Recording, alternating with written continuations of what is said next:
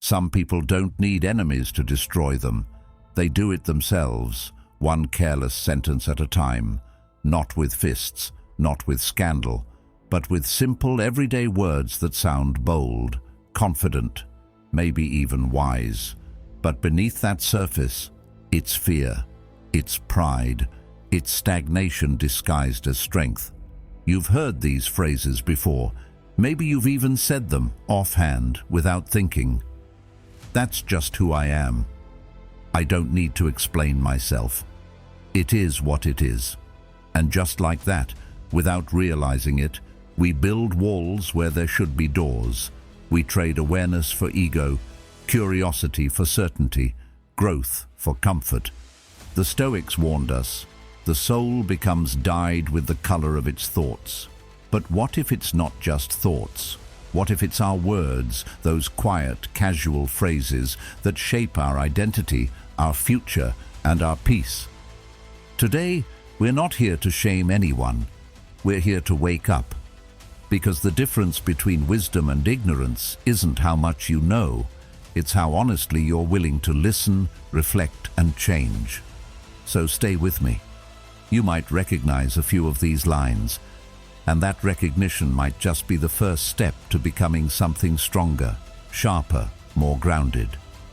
If you're ready to stop speaking from ego and start speaking from awareness, consider subscribing. Let's keep building something real. 1. That's just how I am. You've probably heard someone say it before, that's just how I am. Maybe you've even said it yourself. It usually shows up during a tough conversation, maybe after hurting someone's feelings or dodging responsibility, and at first it sounds solid, strong, like a statement of self-awareness. But take a closer look, and it's really just a wall, a defense mechanism, a subtle way of saying, I don't want to look at this more deeply. It pretends to be truth, but it's actually resistance. Resistance to change, resistance to self-examination. And when we keep using it, it becomes a quiet kind of self-sabotage. The Stoics believed that life is a constant process of refinement. Seneca once said, as long as you live, keep learning how to live. That's not just advice, it's a challenge. It means that the process of becoming better never ends. You're not a fixed identity. You're not a label. You're a work in progress, whether you choose to participate in that progress or not. When someone says, that's just how I am, what they're really doing is closing the door on that process. They're choosing comfort over growth, familiar pain over unfamiliar progress. Let's be honest. It's uncomfortable to admit we need to change. It requires humility. It means facing the fact that the way we've been showing up, maybe for years, isn't working anymore. And the ego hates that. The ego wants to be right, not real. It wants to stay in charge, even if that means keeping us stuck. That's why that's just how I am is so dangerous. It gives the ego permission to stop evolving. And when growth stops, suffering sneaks in. Carl Jung said, until you make the unconscious conscious, it will direct your life and you will call it fate. Think about that. What you're avoiding, those blind spots, those patterns you excuse away with a shrug, are actually shaping your destiny. You're not fated to be short-tempered. You're not born to be closed off or impatient or emotionally unavailable. You're just used to being that way. And that's just how I am is the excuse you use to avoid confronting it. And it's not just about relationships or personality. This mindset seeps into every part of life. People use it in their careers. I'm not good with money. I'm just not organized. I've never been a morning person. But what they're really saying is, I'm unwilling to put in the work to become better. Intelligence, discipline, kindness, emotional depth, these aren't gifts. They're skills. And like any skill, they require practice. You're not supposed to be good at everything naturally. You're supposed to be willing to learn. Stoicism teaches us that character is shaped by choices, not excuses. You surrender it to your past, your wounds, your habits. But your past is not your prison. It's your raw material. Your mistakes, your upbringing, your trauma, they don't define you unless you let them. They're the stone you carve your character from. But let's be real, change is hard. It's messy, it's slow, and it usually starts with discomfort. You realize something about yourself. Maybe you're defensive, impatient, dismissive, and your first reaction might be shame. You want to hide from it. But Stoicism doesn't ask for perfection. It asks for courage. The courage to face what is. The courage to say, this part of me needs work. That's not weakness. That's self-respect. The irony is, the people who say, that's just how I am, are usually trying to protect their identity. But in doing so, they trap themselves in it. They freeze in place while the world moves on. They become like statues, solid, unmoving, slowly forgotten. Because here's the truth. People grow apart when one of them refuses to grow at all. You might be staying the same, thinking you're being real or loyal to who you are. But what you're really doing is slowly becoming irrelevant to your goals, your relationships, your potential. Aristotle believed that excellence is not an act, but a habit. He said, we are what we repeatedly do. So if you keep repeating the same reactions, the same attitudes, the same excuses, that becomes your identity, not because it's true, but because it's familiar. If you want to change your life, change your habits. And if you want to change your habits, start by changing your words. Replace, that's just how I am, with, this is something I can work on. That small shift is everything. Even the way we talk to ourselves matters. That's just how I am becomes a script we run in our heads every time we mess up. We use it to dodge the hard work of accountability. But imagine how different things could be if you spoke to yourself the way a wise friend would. Not harshly, not with shame, but with truth. Something like, this isn't working for me anymore, and that's okay. I can try something else. That's where real power comes from. Not from pretending you're fine as you are, but from realizing you're not finished, and never will be. And here's something worth thinking about. The people you admire most. They didn't get there by staying the same. They got there by constantly refining themselves, by being honest about what wasn't serving them, by outgrowing the versions of themselves that were holding them back. That's the path. Not dramatic overnight change, but steady, honest growth. The Stoics didn't just preach discipline and logic, they lived it. They challenged themselves daily to become better men, better thinkers, better citizens. Epictetus said, "No man is free who is not master of himself." You can't be free if you're still chained to the belief that you can't change. You can't grow if you're still defending the parts of yourself that are quietly destroying your potential. So the next time that phrase rises up, "That's just how I am," pause. Ask yourself, is this really who I am? Or is it who I've settled for? You are not your worst habits. You are not your default settings. You are what you're willing to confront and change. That's where identity lives, not in comfort, but in the fire of self-awareness. The real tragedy of "that's just how I am" isn't that it sounds ignorant. It's that it kills curiosity. It stops questions before they're even asked. It silences the voice inside you that wants to do better, feel deeper, live fuller. And if you repeat it long enough, it becomes a self-fulfilling prophecy. You become a character in your own life, a flat, unchanging version of someone who once had potential, but chose to coast instead. But there's another way. You can challenge the script. You can choose to speak differently, think differently, show up differently. You can say, "I've got work to do, and I'm okay with that." You can see yourself as a student of life, Not someone who's arrived, but someone who's still climbing. You can practice what Carl Jung called individuation, the ongoing process of becoming your most whole and honest self. He said, "The privilege of a lifetime is to become who you truly are.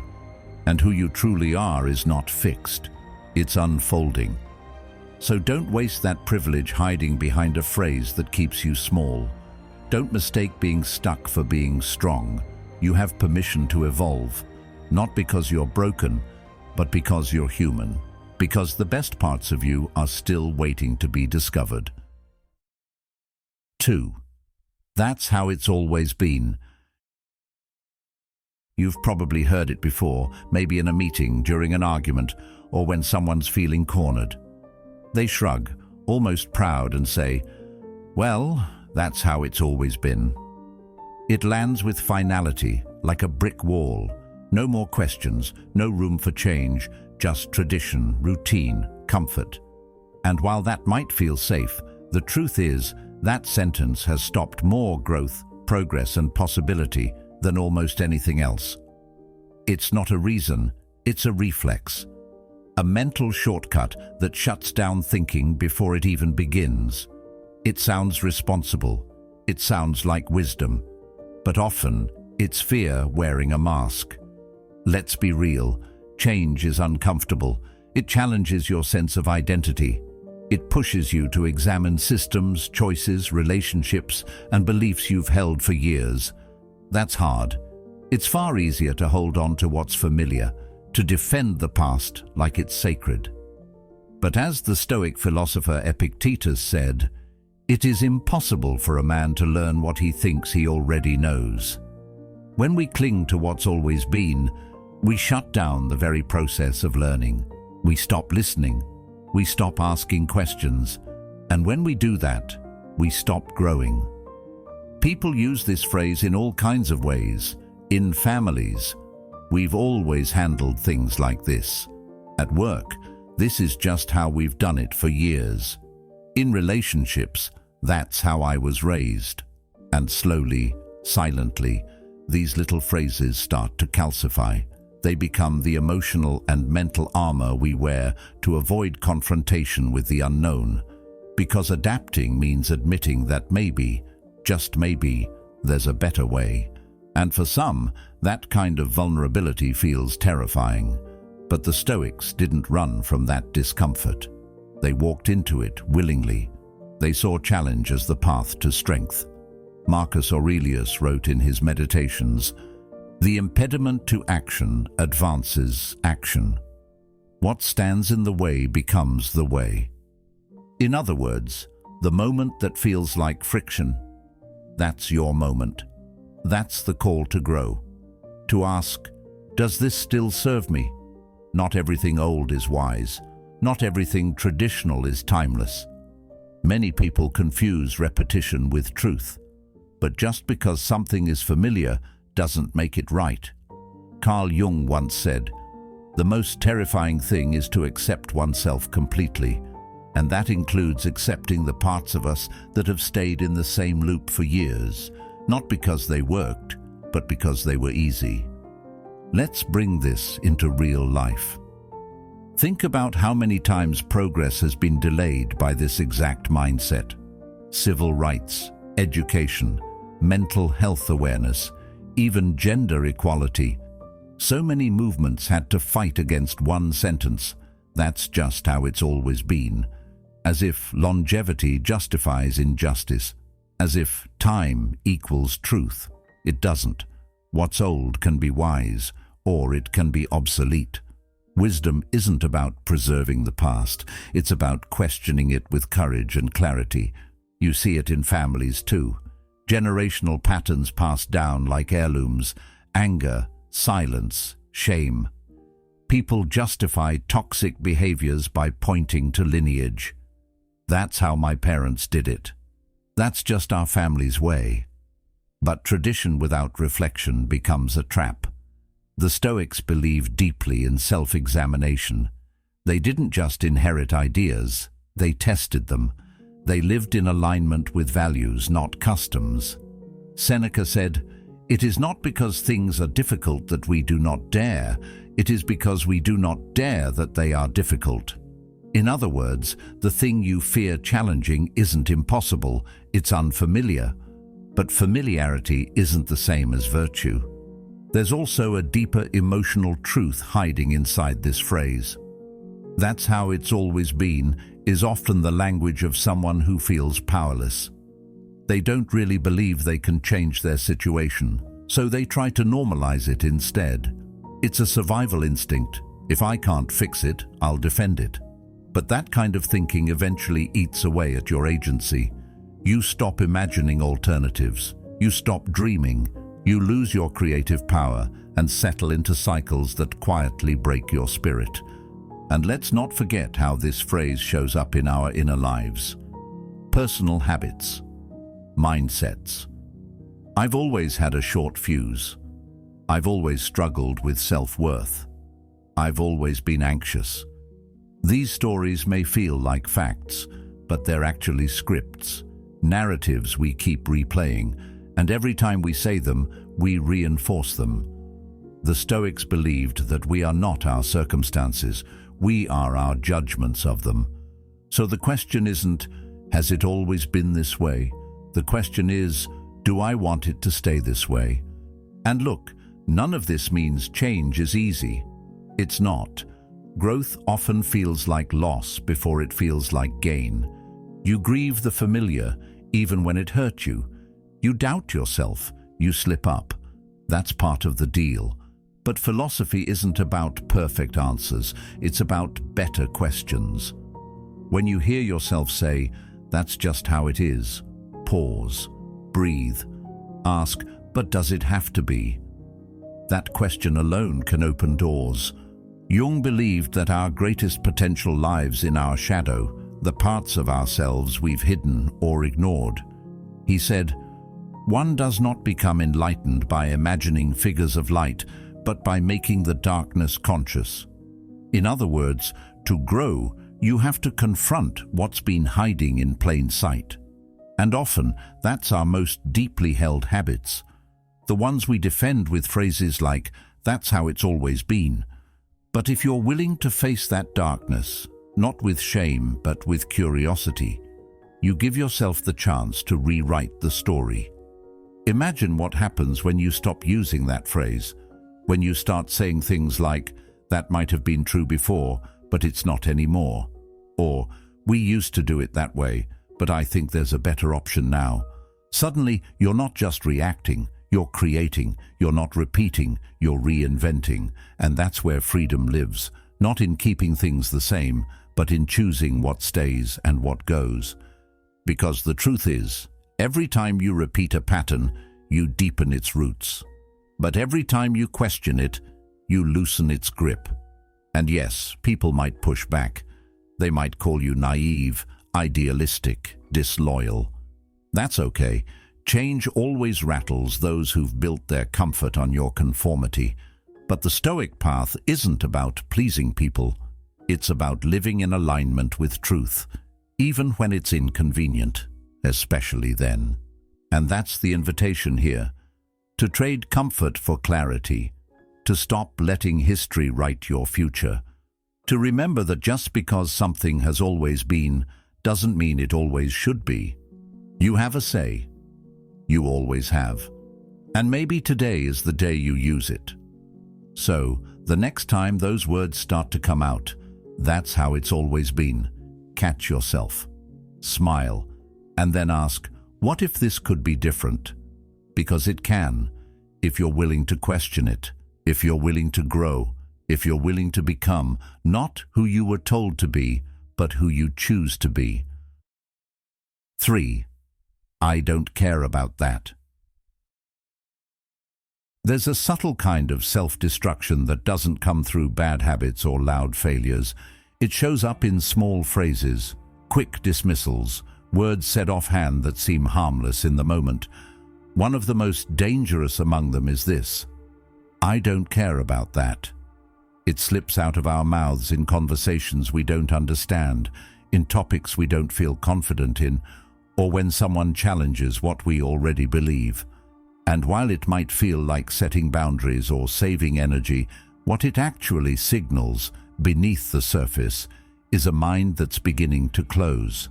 Not because it has nothing left to learn, but because it no longer wants to stretch. That's the first crack. Not in intelligence, but in the will to keep expanding it. Think about it. Curiosity is one of the strongest signs of an engaged, growing mind. Children don't have to be taught to wonder. They ask why 100 times a day. They pull apart the world to see how it works. But somewhere along the way, we start to trade that instinct for certainty. We get tired, distracted, or too proud to admit we don't know something. And instead of saying, "Tell me more," we shrug and say, "I don't care about that." That sentence, it doesn't just end a conversation. It ends the opportunity for learning. It's not a boundary, it's a retreat. The Stoics believed deeply in the practice of curiosity, not idle speculation, but active engagement with the world as it is. Marcus Aurelius wrote, "Look well into thyself. There is a source of strength which will always spring up if thou wilt always look." That inward exploration is fueled by the same thing that drives outer curiosity, the desire to know more, to see more, to understand without judgment. Saying, "I don't care," is like shutting the window in a room that needs fresh air. It doesn't just block new ideas from coming in, it keeps the stale air circulating. We say we don't care for all kinds of reasons. Sometimes it's insecurity. We don't want to look foolish, so we shut it down before anyone notices we're out of our depth. Sometimes it's fear. A topic makes us uncomfortable, so we pretend it doesn't matter. Sometimes it's arrogance. We believe we've already figured out what's important in life, and anything outside that bubble is a waste of time. But Carl Jung once warned, "Your vision will become clear only when you look into your heart. Who looks outside dreams. Who looks inside awakes." And that awakening requires one essential ingredient: curiosity. There's something else that dies when curiosity dies: connection. When you tell someone, "I don't care about that," what they hear, whether you mean it or not, is, "I don't care about what matters to you." And over time, that wears down relationships. It creates emotional distance. People stop sharing themselves. Conversations lose depth. You become harder to reach, not because you're closed off physically, but because you've stopped participating intellectually and emotionally in the world around you. And it's not just personal relationships. That phrase has professional consequences too. Teams stagnate when no one's curious. Innovation dries up. Companies fail when the culture shifts from "let's explore that idea" to "we don't care about that anymore."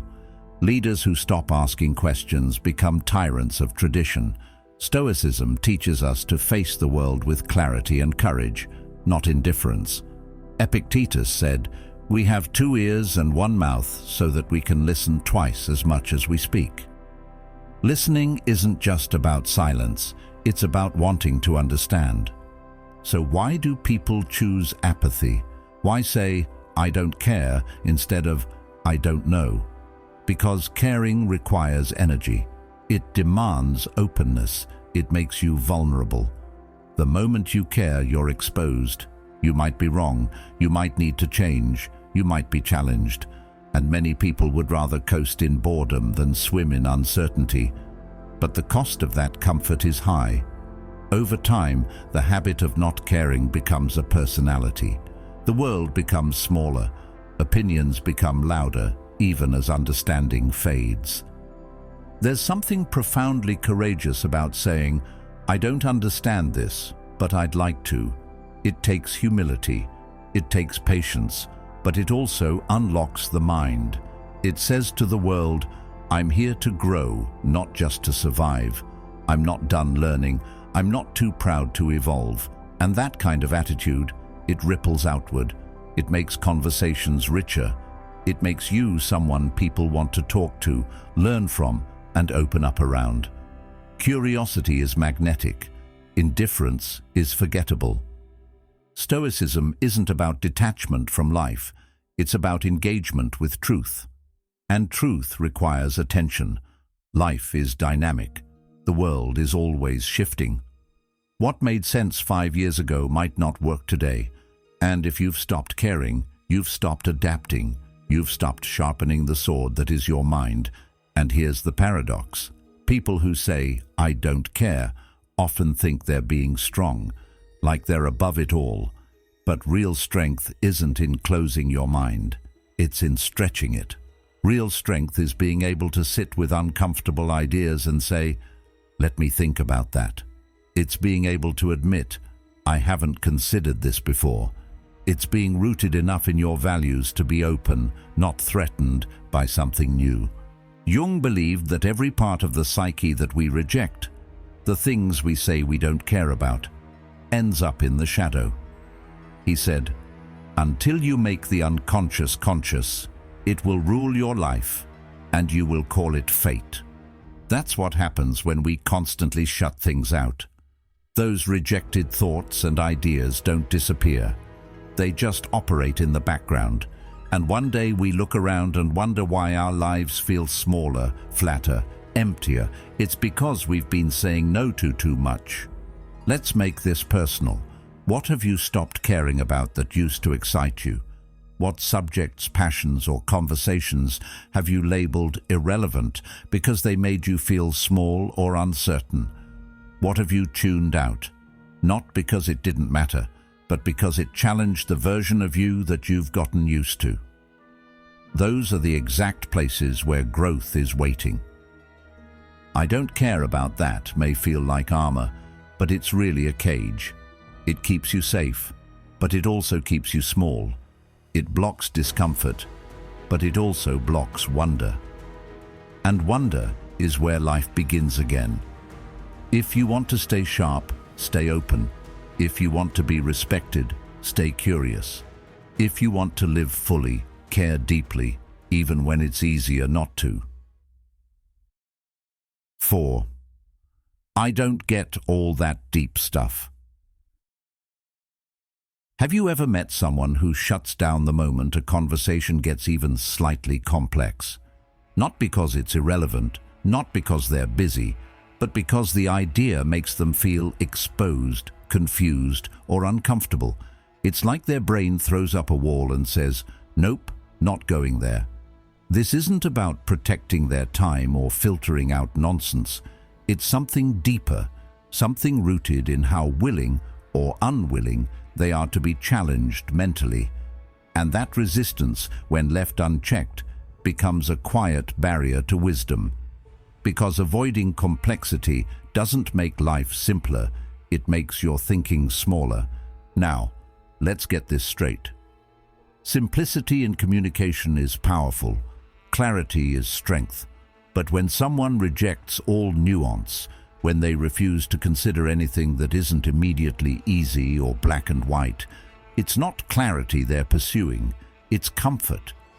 And Stoicism at its core is not about comfort, it's about clarity earned through disciplined thought.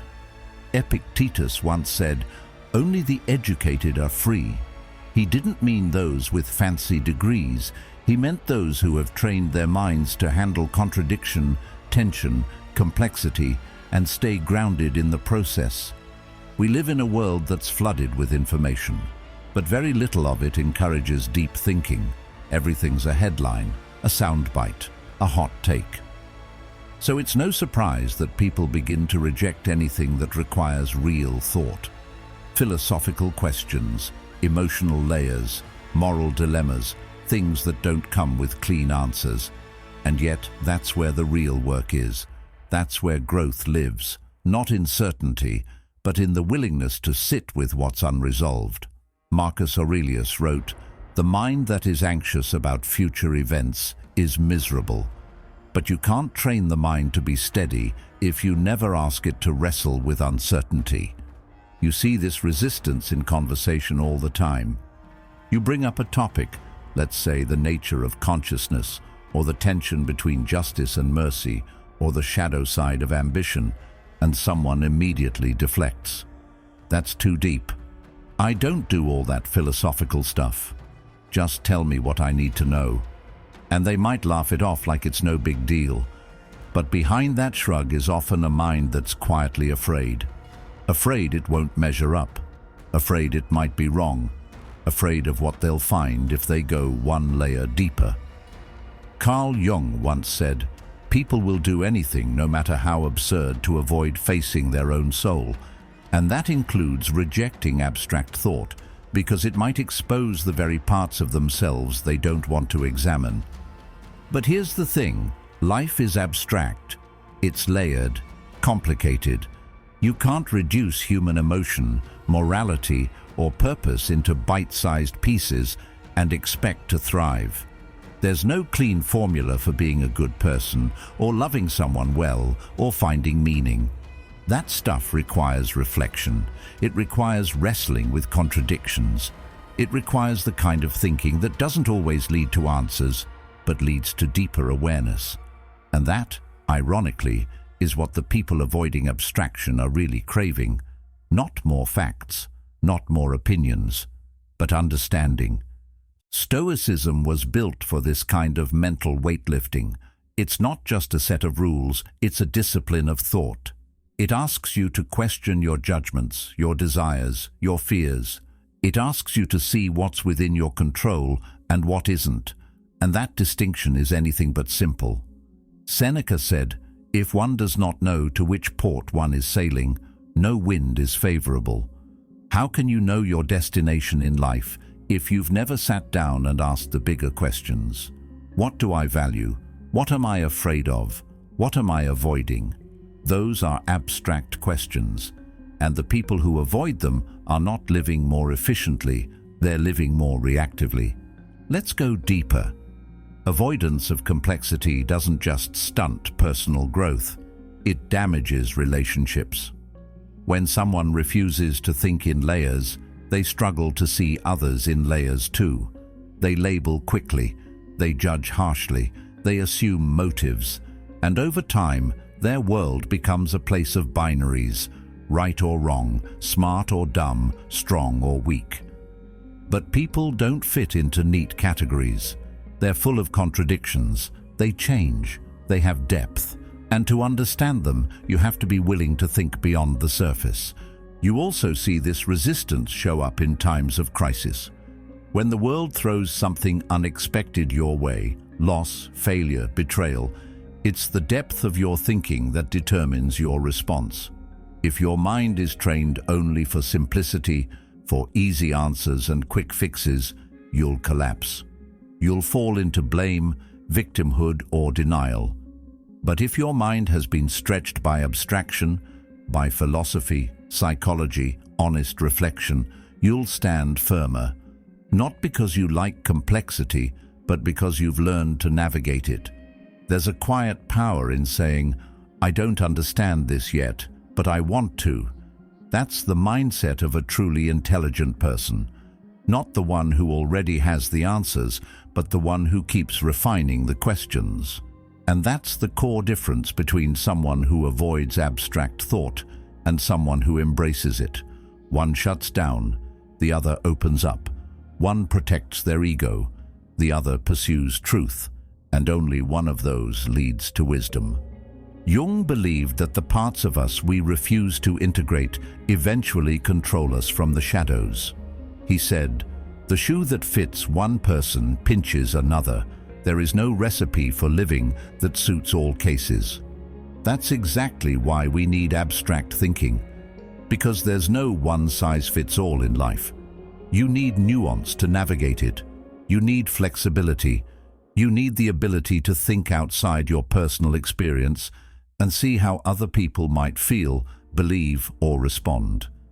And that kind of empathy, it's built on complexity. So if you're someone who's avoided those deeper conversations, who feels the urge to shut down whenever things get philosophical or too much, pause. Ask yourself, what am I afraid to confront? Is it that I won't understand? That I'll feel stupid? that I might have to change my beliefs. Those fears are normal, but they're not a reason to stop. They're a reason to start, because on the other side of that discomfort is a stronger, more grounded version of you. And let's be clear, you don't need to become a professor of metaphysics or quote philosophers all day, but you do need to stay open, stay willing, stay humble. The wisest people I know are also the ones who say, "I never stop learning." They don't avoid depth, they seek it, because they know that shallow waters might feel safe, but they don't offer much room to swim. Stoicism gives us a structure to engage with life's biggest questions, not to solve them all, but to live them better, to hold tension without collapsing, to see paradox without panic, to acknowledge uncertainty without losing clarity. And that kind of mental strength, it's built slowly, over time, by choosing not to look away when things get deep. So the next time a conversation goes beneath the surface, don't dismiss it. Lean in, ask a question, listen longer, let your mind stretch. Because thinking abstractly isn't about being fancy or philosophical, it's about being human. It's about making space for everything life throws your way, and still choosing to respond with presence, with principle, and with peace. You don't need to have all the answers, but you do need to be brave enough to ask better questions. That's how a mind grows. That's how clarity is earned. That's how wisdom is built, not by staying safe in simplicity, but by stepping boldly into the layers, and remembering that the depth you fear might just be the door to the life you're meant to live. 5. I deserve better. It's a sentence that sounds empowering on the surface. I deserve better. You'll hear it in breakups, job resignations, even casual complaints. And sure, it's important to know your worth, to have standards, to refuse to settle for less than you're capable of. But here's the uncomfortable truth. Sometimes when people say, "I deserve better," what they really mean is, "I want more without doing more." It becomes a shield for entitlement, a way to dodge the harder questions like, have I earned what I'm asking for? Or am I building the kind of life that attracts what I think I deserve? That's where the danger is, not in the desire for better, but in skipping the process it takes to get there. We live in a time where knowing your worth is repeated like a mantra, but worth isn't a feeling. It's a reflection of value, and value is built through effort, discipline, contribution, and character. Just wanting something more doesn't mean you're ready to receive it. Marcus Aurelius said, "Waste no more time arguing what a good man should be. Be one." In other words, stop claiming what you think you're owed and start becoming the kind of person who commands it without needing to shout it. Real worth is quiet. It doesn't need applause. It's felt, not declared. This phrase, "I deserve better," often slips out when people are frustrated, when they feel unseen or unappreciated. And those feelings are valid.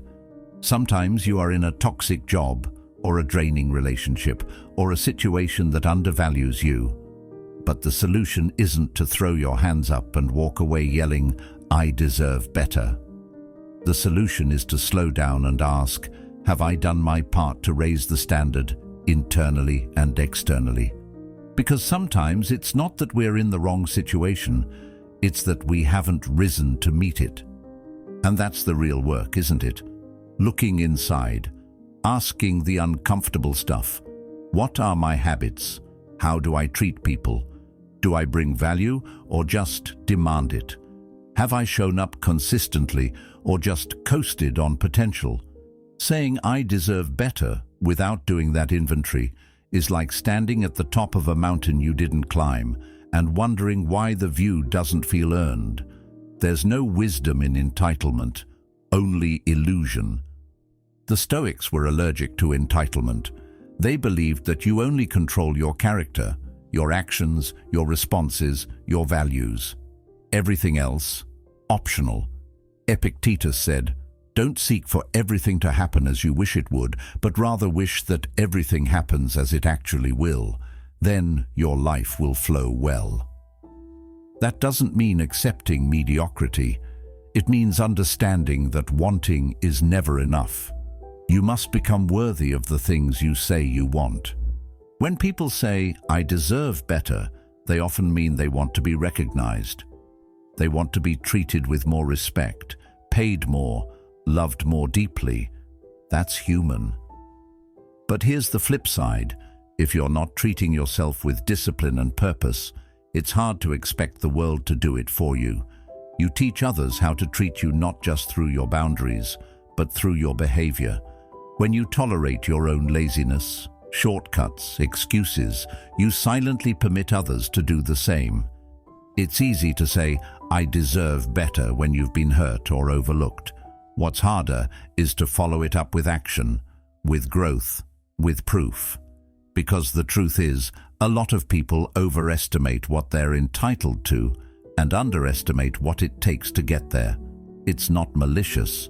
It's a coping mechanism. It protects the ego. But growth doesn't come from protecting the ego. It comes from confronting it. It comes from asking, what do I need to level up, not just escape? Jung said, "The privilege of a lifetime is to become who you truly are." And becoming isn't passive.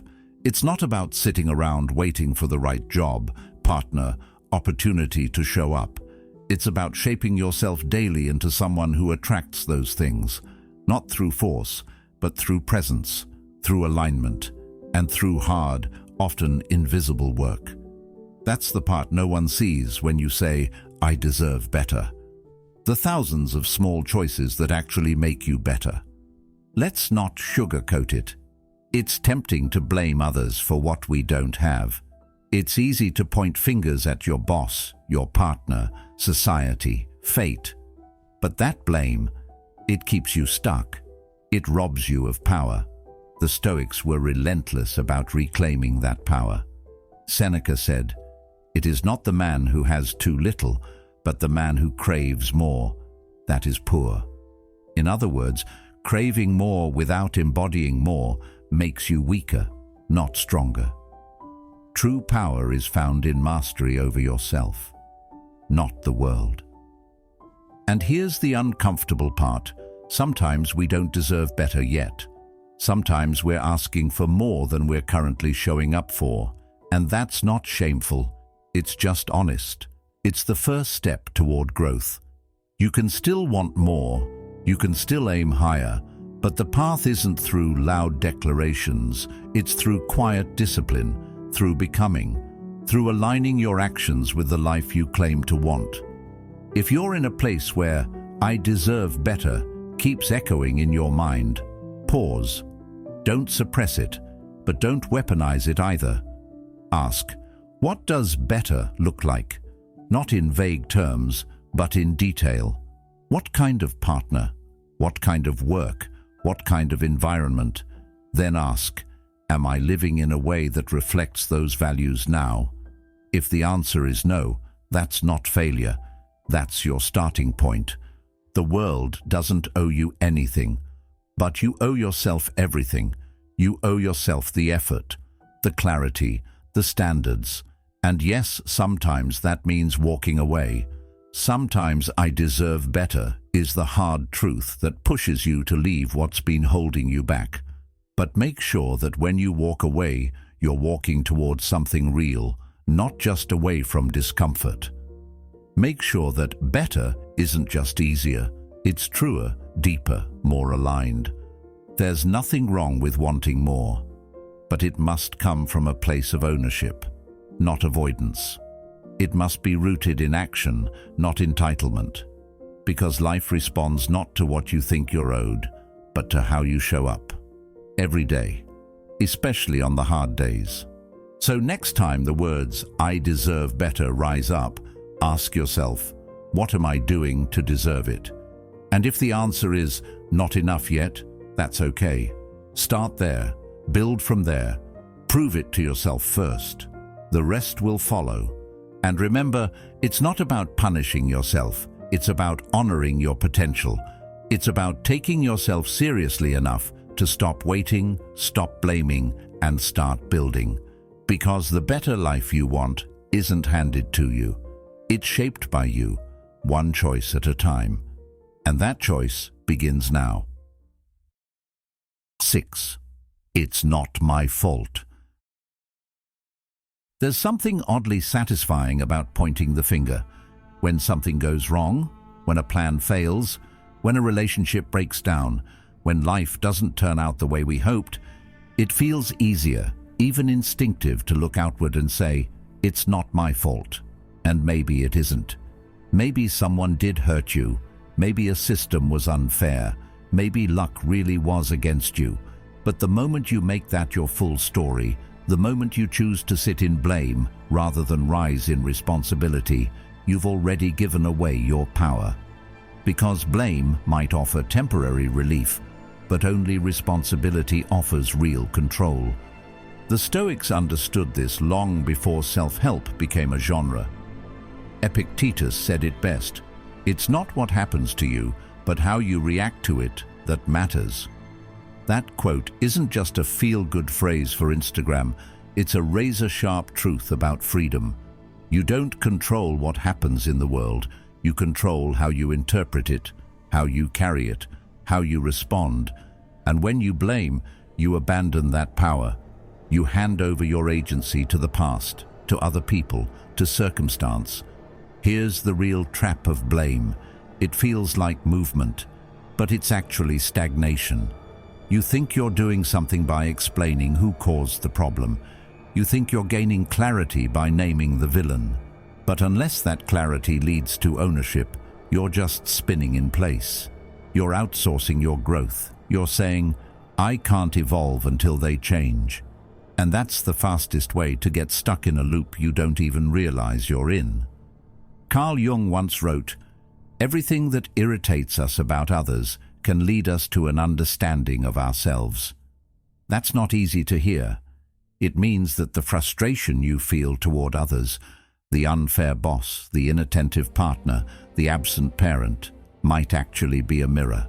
Not because they're right, but because they're showing you where you still have work to do. Jung wasn't excusing toxic behavior. He was reminding us that self-awareness doesn't start when the world gets peaceful. It starts when we're willing to stop pointing outward and start asking inward. The Stoics didn't live in denial of injustice. They weren't naive. They knew life could be brutal. But their solution wasn't outrage. It was internal structure. That's the whole game. Blame looks outward. Strength looks inward. And the person who owns their response, no matter how unfair the situation, becomes unshakable. But let's not pretend this is easy. Taking responsibility is hard. It means facing your own flaws. It means admitting you may have played a role in what went wrong. It means letting go of the comfortable story where you're always the victim and someone else is always the villain. That story might earn you sympathy, but it will never earn you self-respect.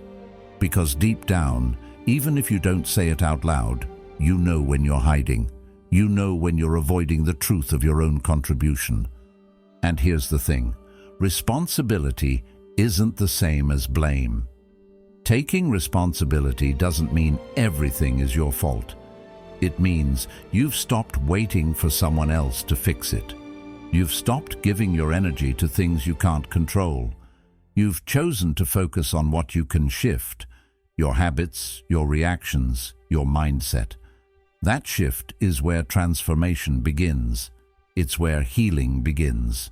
And it's the foundation of every form of leadership, from leading others to leading yourself.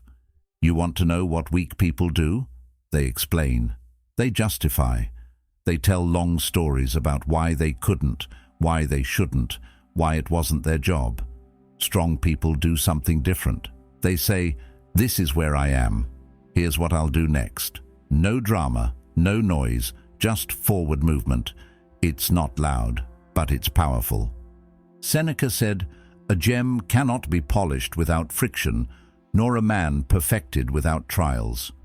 Trials aren't just hardships, they're responsibility tests.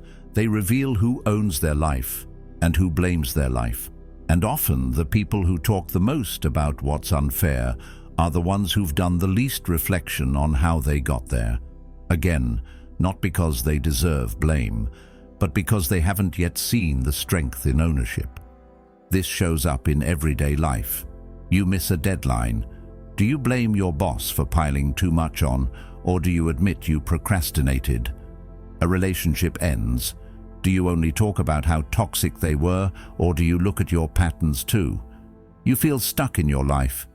Do you blame the economy, the government, your parents, or do you sit down and ask, what can I do now with what I have? Responsibility is never glamorous. It's not flashy. It doesn't come with instant results or validation, but over time, it becomes your compass. It keeps you steady when things fall apart, because instead of spinning in stories, you're grounded in action. You're building character while others build excuses. You're gaining clarity while others gather blame. And that clarity, that's rare, that's powerful. That's what gives your words weight and your presence influence. Now, here's a secret most people don't talk about. The more you blame others, the more you end up blaming yourself later. Quietly, internally. Because deep down, the soul knows when you've abandoned your power. So if you've been stuck in a loop, waiting for someone to apologize, to recognize you, to change, ask yourself, what part of this am I still holding on to? What part of this am I using to avoid taking the next step? And more importantly, what would it look like if I stopped waiting? Taking responsibility isn't just a mindset shift. It's a life shift. It changes how you handle failure, how you set goals, how you navigate relationships. It teaches you that peace isn't found in control over others. It's found in control over yourself. And once you start living from that place, blame becomes irrelevant. Because the moment something goes wrong, your first question isn't, who did this to me? It's, what can I do now? That question is everything. It opens the door to healing, to growth, to mastery. It's how you move from being a passenger in your own life to being the one who steers. It's how you stop repeating patterns and start creating possibilities. And it's the difference between a person who reacts and a person who responds. The Stoics didn't promise an easy life. They promised a meaningful one. And meaning comes from ownership, from standing in the storm and saying, this may not be my fault, but it's still my path, and I'll walk it with clarity, with strength, and with grace. 7. That's not my job. There's a certain kind of sentence that sounds reasonable when you say it, but slowly eats away at your character when you live by it. One of those sentences is, that's not my job. It feels like a boundary, a defense of fairness, a refusal to be exploited. And sure, sometimes it is appropriate to know your limits, to avoid burnout, to not let yourself be used. But more often than not, this phrase isn't about balance, it's about retreat. It's a quiet way of stepping back when you should be stepping up. And over time, it doesn't just limit what you do, it reshapes who you are. At first, saying, that's not my job, can feel empowering. You draw a line, you define your role, you avoid extra stress. But when that becomes a habit, when it becomes your default reaction to anything outside your comfort zone, you stop being a leader. Not in title, maybe, but in presence. You stop being someone others can rely on. You become invisible, replaceable. Not because you aren't capable, but because you've convinced yourself that effort only matters when it's assigned. The Stoics had a very different view of responsibility. They believed that doing what's right is never someone else's job. It's yours, always. Marcus Aurelius wrote, if it is not right, do not do it. If it is not true, do not say it. Notice what's missing from that quote, any mention of whose job it is.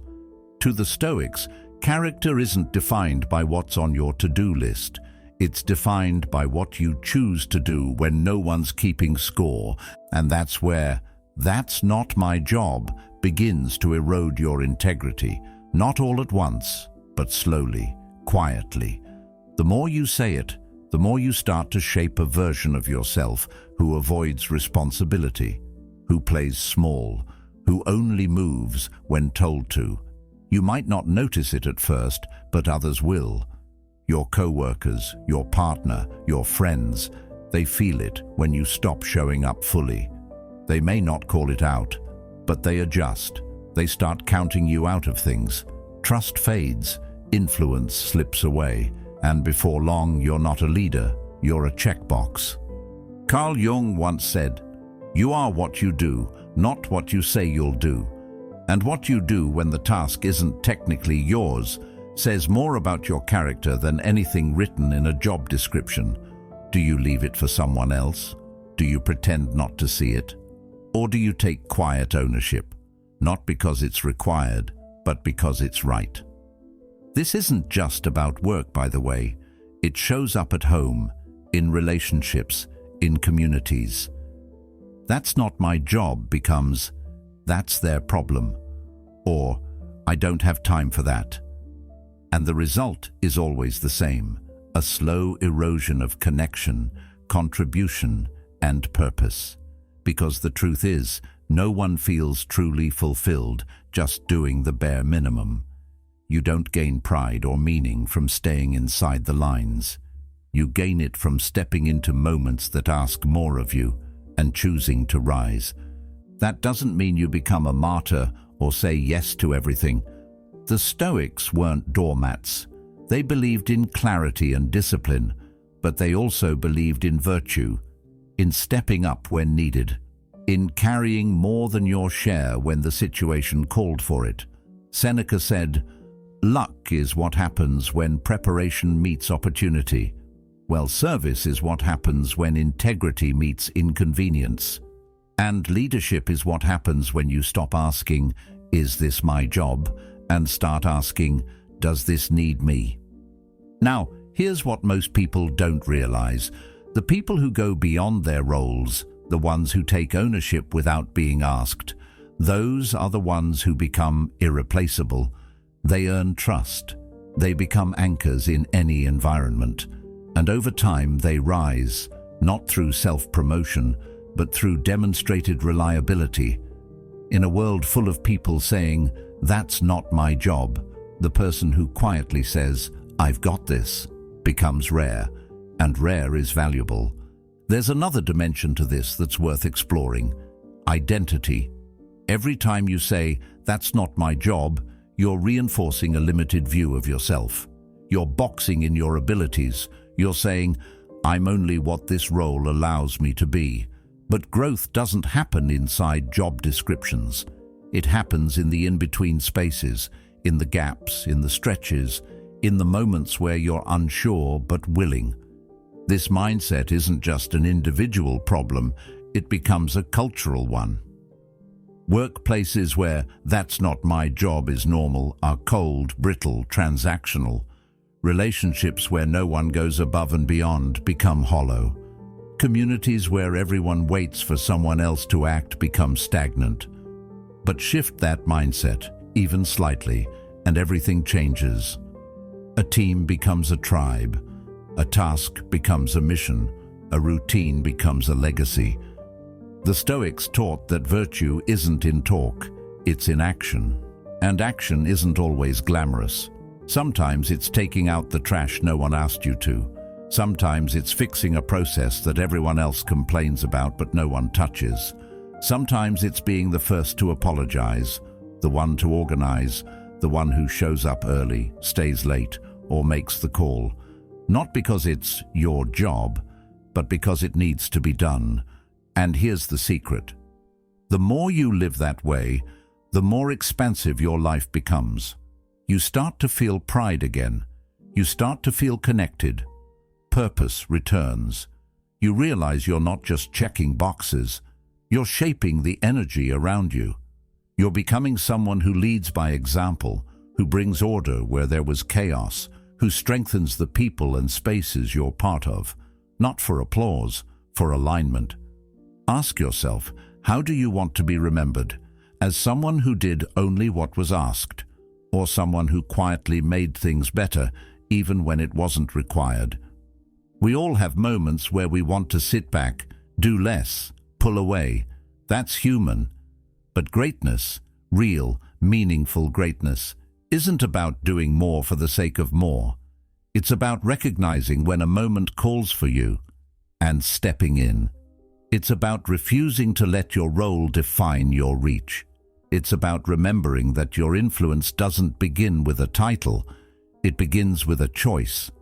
So maybe the next time you feel that phrase rising, "That's not my job," pause, take a breath, and instead of asking, "Is this required?" ask, "Is this me? Is this the kind of person I want to be? Is this the standard I want to stand for?" Because every action shapes your reputation, and every reputation over time becomes your legacy. Don't let your legacy be built on the bare minimum. Don't be the one who disappears when things get inconvenient. Be the one who stays, who contributes, who leads, even when no one asks, especially when no one notices. Because that's where the real leaders are found, not in job titles, but in quiet acts of responsibility. And if you live that way long enough, you won't have to say you're a leader. You won't have to ask for trust or respect or influence. You'll have earned it.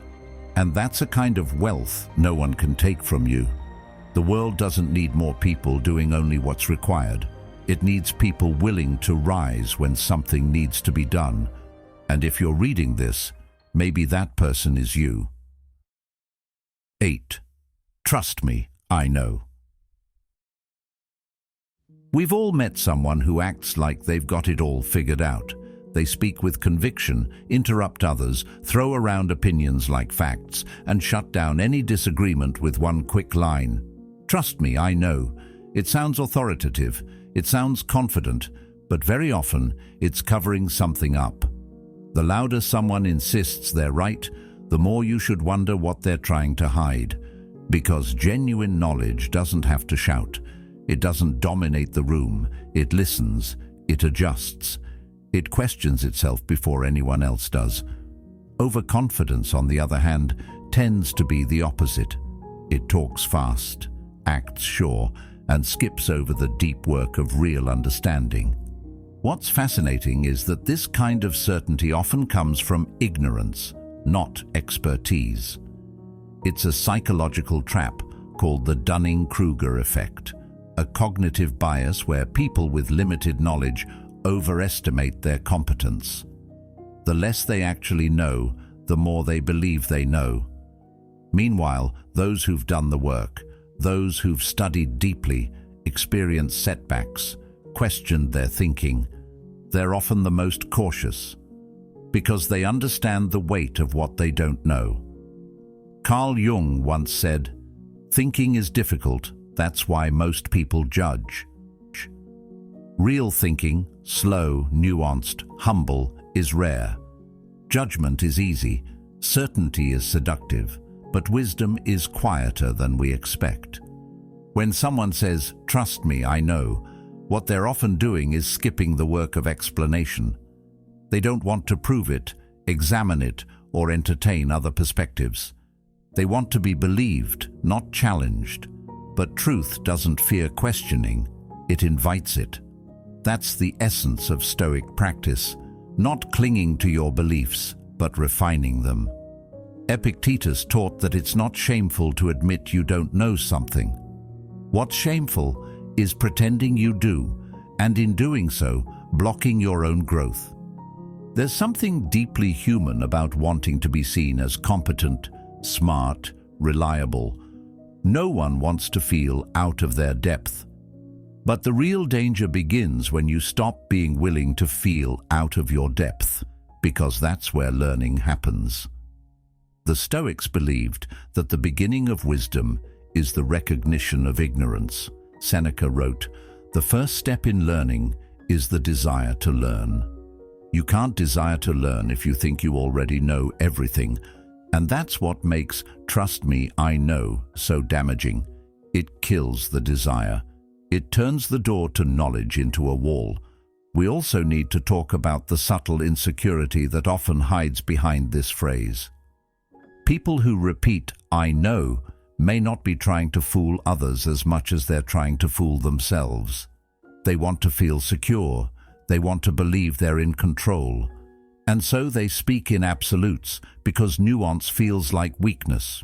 But the truth is, being comfortable with uncertainty is one of the greatest signs of strength. It means your ego isn't driving the conversation. Your curiosity is. The Stoics would advise us to examine our beliefs the way a blacksmith tests metal, with heat, with pressure, with fire. Marcus Aurelius wrote, "If someone can prove me wrong and show me my mistake, I will gladly change."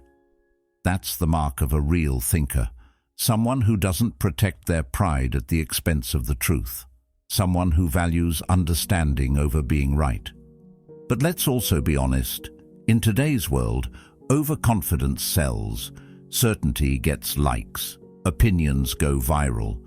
We reward the loudest voice in the room, not the most thoughtful one. That makes it even harder to pause, admit you might be wrong, or say, "I don't know enough to answer that yet." And yet, every time you do, you're reclaiming your integrity. You're building a kind of quiet credibility that lasts long after the noise fades.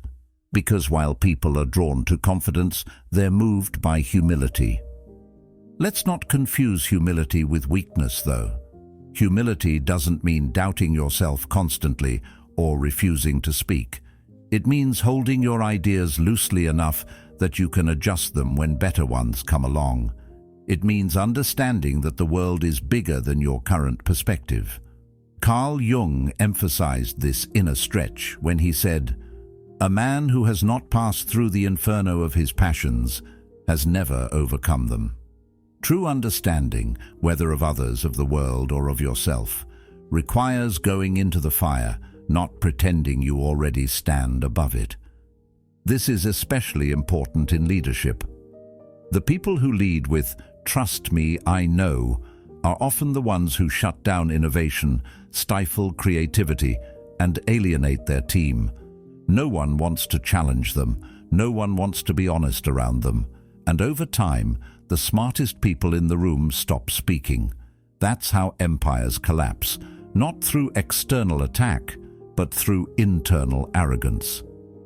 The Stoics understood the relationship between ego and collapse.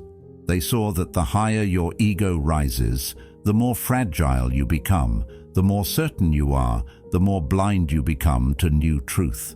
So they practiced a kind of mental flexibility. They questioned themselves, they stayed open, and they believed that true wisdom was less about being right and more about being in alignment with what's real. So how do we shift away from this trap? Start small. Replace "I know" with "Here's what I think, but I could be wrong."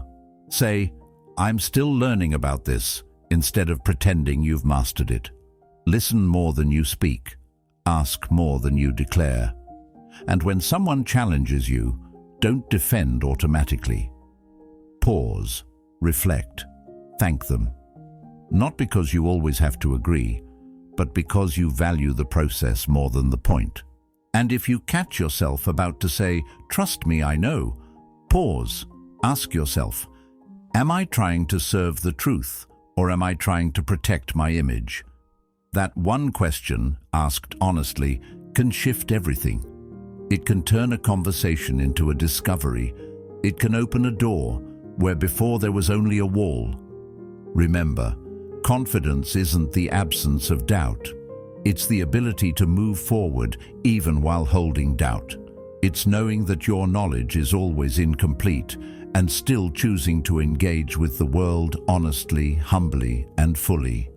Seneca put it beautifully when he said, "While we teach, we learn."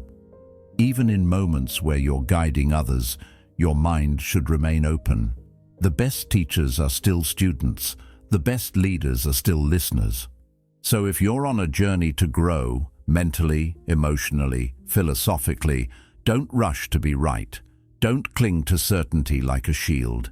Let your thoughts be living things. Let your beliefs evolve. Let your understanding deepen not through assertion, but through awareness. The smartest people are rarely the ones who say, "Trust me, I know." They're the ones who say, "Let's explore this together." They don't shut the conversation down. They open it up. And in doing so, they build trust that doesn't have to be demanded. It's simply earned. And that's the kind of person you want to become. Not the loudest in the room, not the most polished, but the most grounded, the most thoughtful, the one who seeks truth over validation, because in the long run, that kind of wisdom always outlasts the noise. 9. Smart people don't talk about their feelings. There's this idea floating around, especially among people who pride themselves on being logical, tough, or unshakable, that talking about feelings is a sign of weakness, that expressing emotions is for people who can't control themselves. You'll hear lines like, "Smart people don't get emotional," or "Keep it together, don't let your feelings show." But here's the truth that often gets buried beneath all that armor. Refusing to talk about your emotions doesn't make you strong. It makes you brittle, because what you suppress doesn't go away. It waits, and eventually it surfaces in ways you didn't expect and can't control. The Stoics are often misunderstood here. People think Stoicism is about being emotionless, like some kind of robotic monk. But that's not it at all. Stoicism is about mastering your emotions, not ignoring them. Marcus Aurelius wrote openly in his meditations about fear, grief, and frustration. He didn't suppress his feelings. He examined them. He gave them a name. Because only when you name something can you begin to understand it.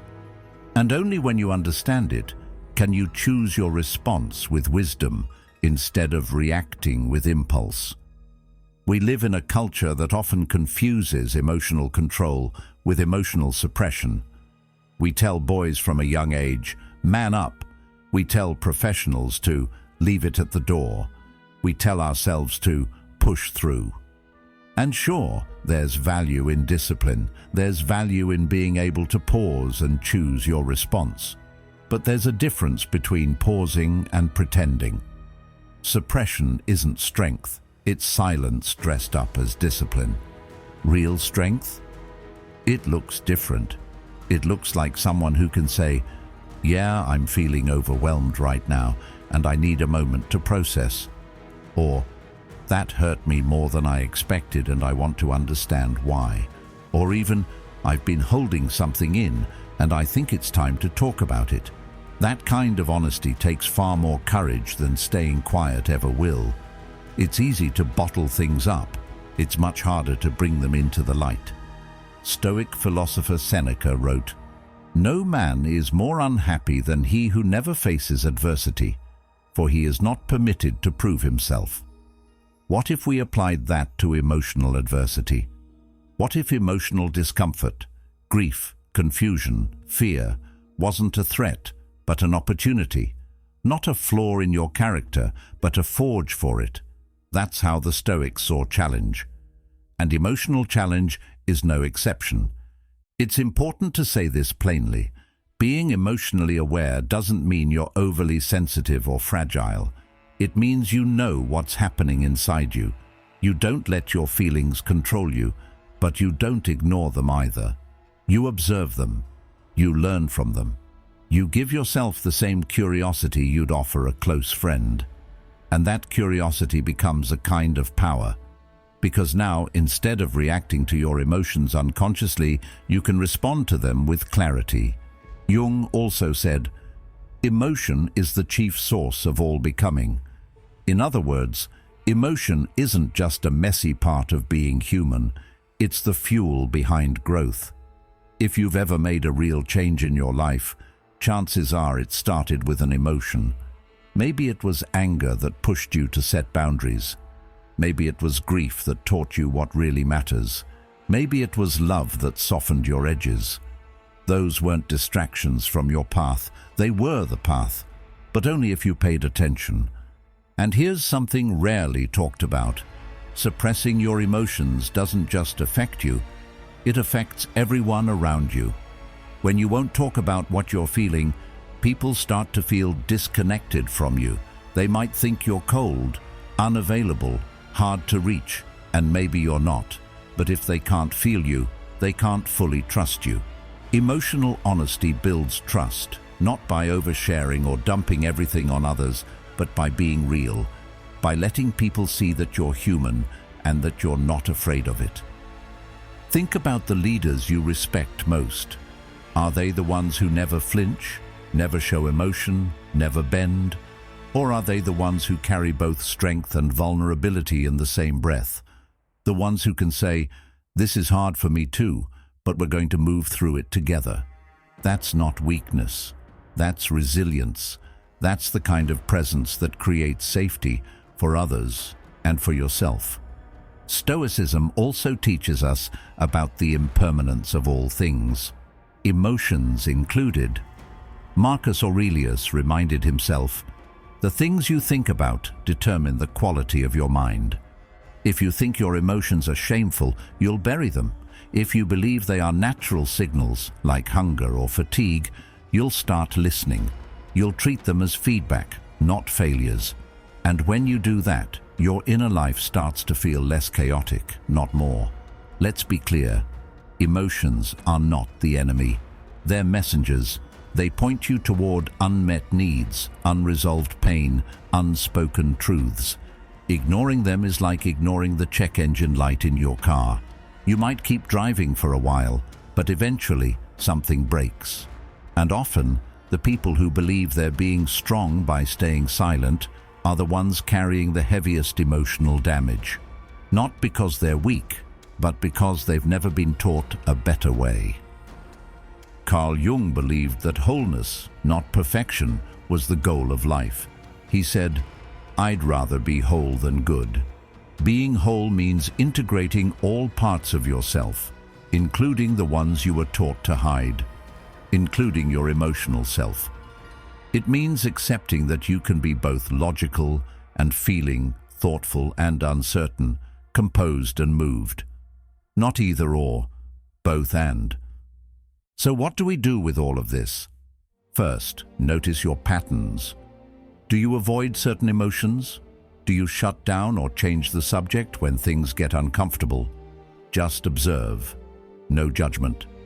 Second, start putting language to what you feel, even if it's messy, even if it sounds clumsy. Say it out loud to yourself, write it down, or share it with someone you trust. The goal isn't to be poetic, it's to be real. Third, start small. You don't need to turn into an open book overnight.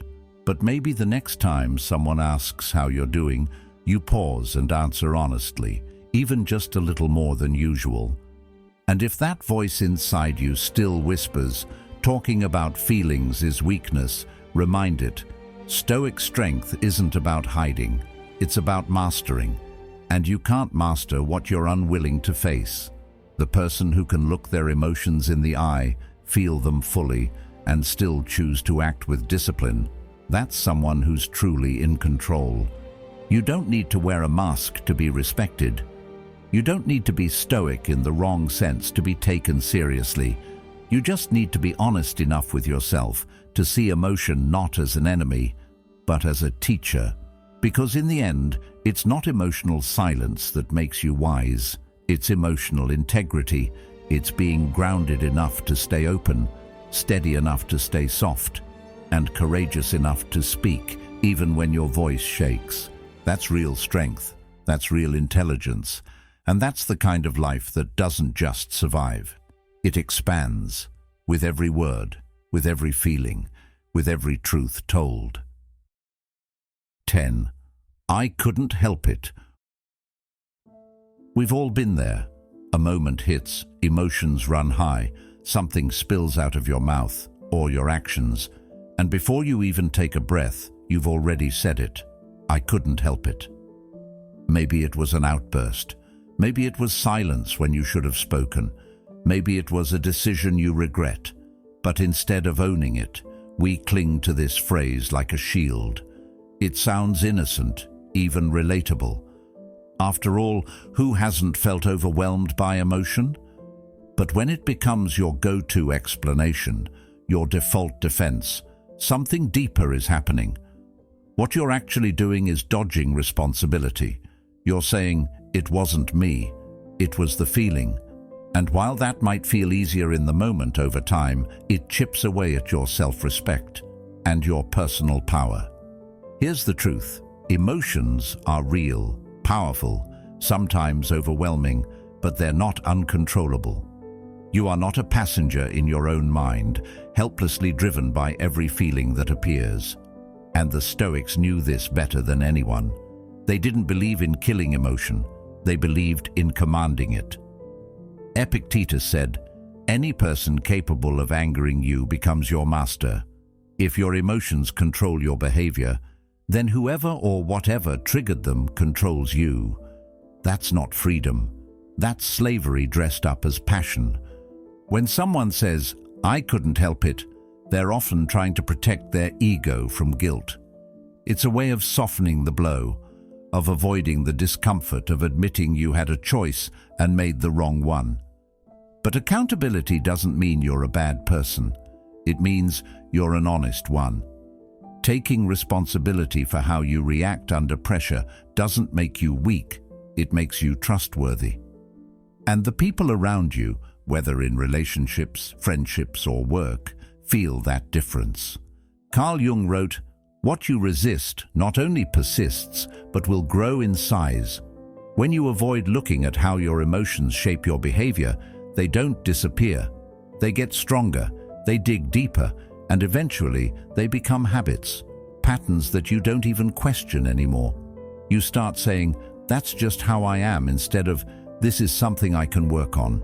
You normalize losing control, and in doing so, you give up the chance to actually grow. But here's the key. Emotional intelligence isn't about being emotionless. It's about awareness. It's being able to feel anger without lashing out, to feel fear without running away, to feel sadness without crumbling. It's choosing your response instead of reacting by default. Marcus Aurelius wrote, "You have power over your mind, not outside events. Realize this, and you will find strength." Notice that word, power. It's not passive. It's not reactive. It's deliberate. And that power shows up in those exact moments where you feel like saying, "I couldn't help it." Let's get practical for a second. Say you're in an argument. Emotions are flaring. You feel cornered, misunderstood, hurt. Your first instinct is to defend, attack, maybe even say something cruel. You justify it in your head. "I had to say that. They pushed me." But later, when things cool down, you realize you did have a choice. You just didn't use it. That gap, the space between stimulus and response, is where growth lives. And each time you choose presence over impulse, that gap gets wider. And what's wild is this. The more often you pause and choose your response, the more natural it becomes, the stronger you get. Emotional self-control isn't something you're born with or without. It's a muscle. It gets built through awareness, repetition, and sometimes failure. Seneca once said, "Most powerful is he who has himself in his own power." That's the kind of power that lasts, not the loud, dramatic kind, the quiet, stable kind, the kind that doesn't need to say, "I couldn't help it," because it's already owned the moment. But let's be fair. Some emotions really do feel overwhelming, especially if you've never been taught how to handle them. Maybe you grew up in a family that never talked about feelings, or one where emotional explosions were normal. Maybe no one ever modeled calm under pressure. If that's the case, your first reaction might honestly feel automatic, but even that doesn't mean you're helpless. Carl Jung believed that everything that irritates us about others can lead us to an understanding of ourselves. That discomfort you feel when your emotions get tested, it's not a flaw, it's a mirror, an invitation to dig deeper. And this is where the Stoic perspective becomes so powerful. The Stoics didn't say, never feel anything. They said, don't let anything unexamined dictate your life. They practiced premeditatio malorum, visualizing difficult situations in advance so they could prepare their mind. They journaled their thoughts. They reflected on their reactions. They trained for hardship, not just physically, but emotionally. And that training made them resilient, not because they didn't feel, but because they didn't flee from what they felt. You can start doing the same thing. You can build that inner pause.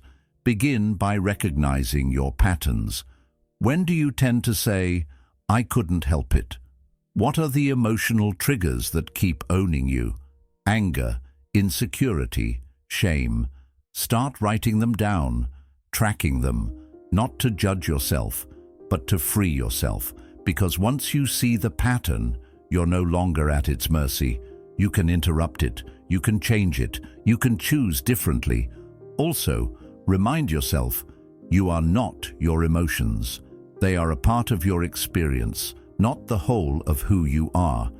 And if you've spent years reacting automatically, you might feel guilt when you start seeing the damage it caused. That's okay. Guilt, when used wisely, becomes a compass, not a punishment, but a teacher. It tells you what matters, what you want to protect, what kind of person you actually want to be. Because in the end, emotional responsibility isn't about perfection, it's about direction. Are you moving toward awareness, toward mastery, toward deeper self-respect? Or are you using feelings as an excuse to stay stuck? You get to decide every single day. So next time you feel that phrase rising, I couldn't help it, pause. Ask yourself, what if I could? What if I had more choice than I thought? What if I'm not powerless, but just unpracticed? And what would it look like to start practicing right now? You don't have to become stoic overnight, but you can become someone who doesn't collapse under emotion, who feels fully, responds wisely, and walks away from situations with your dignity intact. That's real emotional intelligence, not denying what you feel, but refusing to let it define you. And when you start living that way, people notice. You become the calm in chaos, the one others trust when everything else feels uncertain, not because you're always right, but because you're responsible. You don't hide behind feelings. You stand beside them, you honor them, you direct them. That's what Stoicism teaches us. That true freedom isn't about escaping emotion, it's about engaging it with integrity. So stop saying, I couldn't help it. Start saying, I felt it, I understood it, and I chose my response. That's power, that's progress, and most of all, that's yours to own. 11th. It is what it is. Sometimes the most dangerous ideas hide inside the calmest words. At first glance, it is what it is sounds peaceful, detached, even a little wise. It gives off the impression that you're above it all, that you've accepted the world as it comes and moved on. And in some cases, that's true. Sometimes this phrase does reflect hard-won wisdom. Sometimes it means you've finally let go of something you can't control, and that's a beautiful thing. But other times, more often than we'd like to admit, it's not wisdom, it's resignation. It's the verbal equivalent of shrugging your shoulders and quietly backing away from life. It's a mask we wear to avoid responsibility, reflection, or action. The tricky part is that it's hard to tell the difference on the surface. It is what it is can come from two very different places. One is rooted in strength, the kind of strength that comes from facing reality, grieving your illusions, and choosing to focus on what you can influence. That's the Stoic way. But the other place? That comes from exhaustion, from fear, from the slow erosion of hope. That version of "it is what it is" quiet defeat.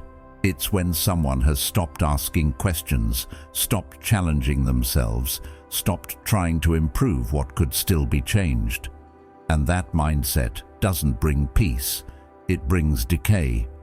Stoicism isn't about accepting everything, it's about accepting what's beyond your control and acting with excellence within what's still in your hands. It draws a clear line between surrender and passivity.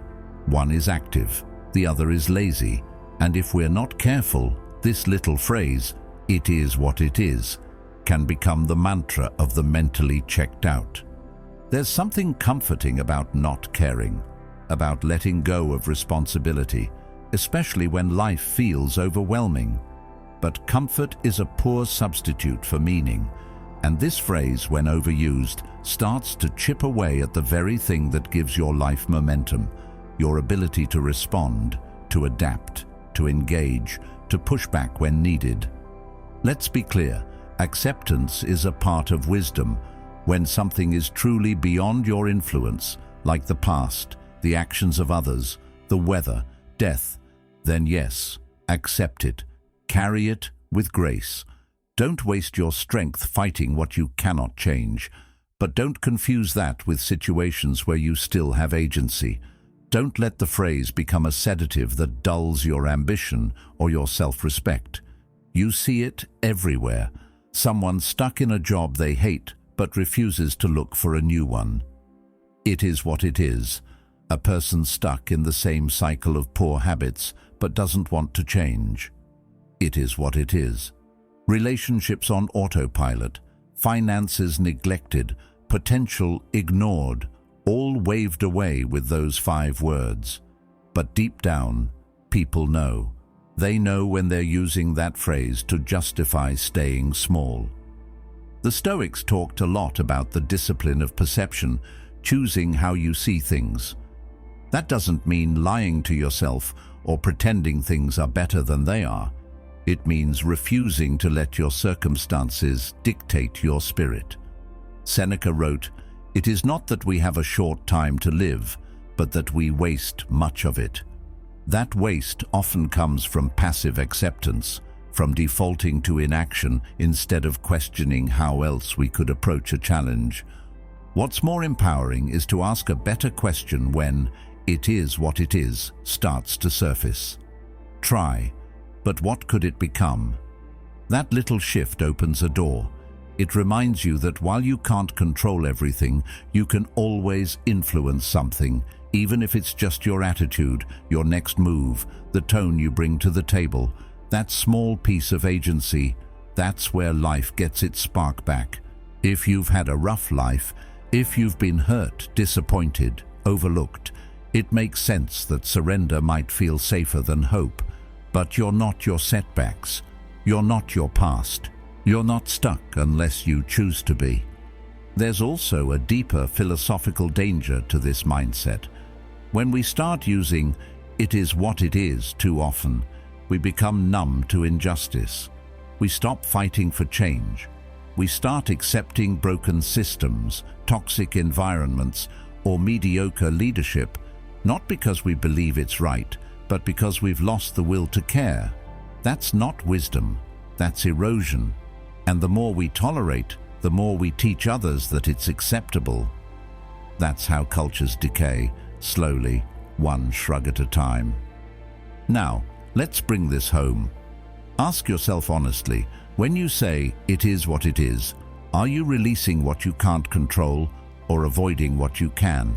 Are you practicing stoic detachment or just emotionally checking out? There's no shame in admitting you've defaulted to the latter.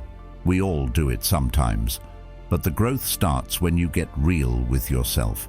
When you look at an area of your life you've labeled as just the way it is and ask, is that really true? Maybe your relationship isn't dead. It just needs your full presence again. Maybe your work isn't meaningless. You've just stopped bringing your values to it. Maybe your goals aren't unreachable. You've just been telling yourself a story that lets you off the hook. Those shifts don't require perfection. They require participation. And that begins when you replace passive phrases with active ones. Instead of, "It is what it is," try, "Here's where I am. What's next?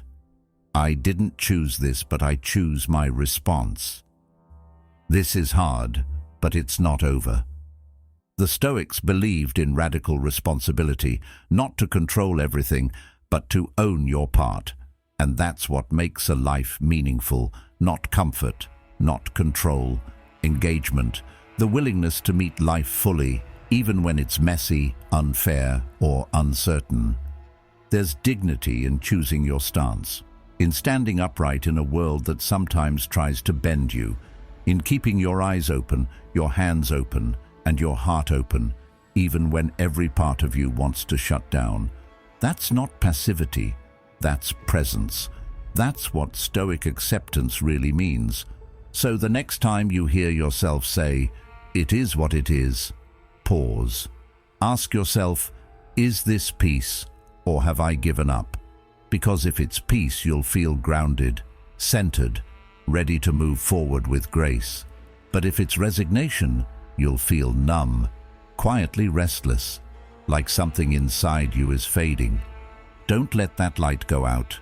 You don't need to control everything, but you do need to show up for something. Start with yourself. Start with one thought, one action, one honest look at where you've surrendered, not out of wisdom, but out of fear. 12th, let me finish. We all know that one person who never really listens. You can see it in their eyes, just waiting for you to stop talking so they can say what's on their mind. They interrupt, talk over you, dismiss what you've just said with a quick, "Yeah, but," and steamroll the conversation like it's a competition instead of a connection. And what's worse is, they often don't even realize they're doing it. In their mind, they're contributing, leading, holding court. But to everyone else, it feels like being bulldozed. Because when someone talks without listening, they're not sharing, they're performing, they're proving, and underneath that noise is usually one thing: ego trying to be heard louder than understanding. It's easy to fall into this trap, especially when we're passionate, defensive, or convinced we're right. But talking without listening doesn't just make communication harder. It makes relationships shallow. You can't build trust if the other person never feels heard. You can't grow if you're too busy trying to win every conversation. You can't lead if your words drown out everyone else's insights. The Stoics understood this well. Wisdom often lives in the space we're not filling. The problem is, we live in a world that rewards the loudest voice. Social media thrives on hot takes. Debates are won by dominance, not understanding. Even in our daily lives, we're taught to argue, defend, and be quick on our feet.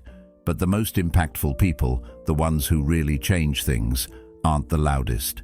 They're the ones who listen first, speak last, and speak only when it matters. They make others feel seen, and that's not a soft skill, it's power. Carl Jung once said, "Knowing your own darkness is the best method for dealing with the darkness of other people." But how can we know anyone else's darkness, or even our own, if we don't stop and listen? When you cut someone off, even with good intentions, you're telling them, "What I have to say matters more than what you're saying." Maybe you don't mean to, maybe you're just excited or trying to relate, but intent doesn't erase impact. And over time, the impact of not listening becomes disconnection. And here's something you may not realize. People remember how you listen more than they remember what you said. Think back. Some of the most healing moments in your life probably didn't come from someone giving you advice. They came from someone sitting with you, nodding, saying, "I hear you." No fixing, no judgment, just presence. That kind of listening, open, curious, patient, is a rare and beautiful gift. And it's the exact opposite of what happens when we dominate the conversation. When you truly listen, you make room for growth, not just in others, but in yourself. Because every time you step back and give someone else space, you're exposing yourself to a new perspective, a different worldview, a story you might never have considered. That doesn't mean you have to agree with everything, but the act of listening itself expands your understanding.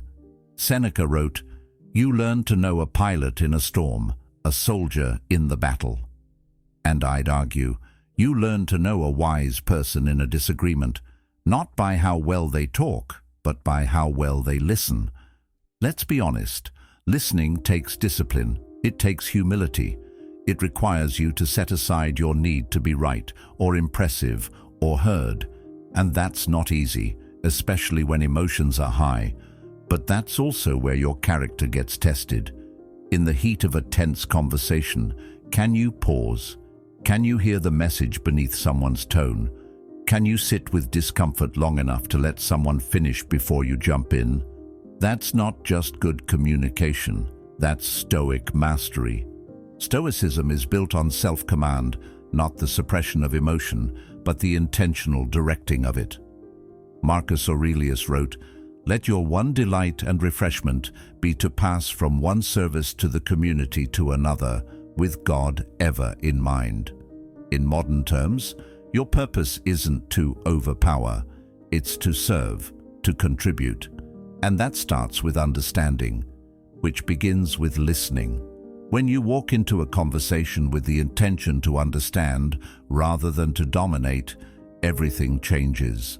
The energy shifts, people open up, conflict softens, and connection deepens.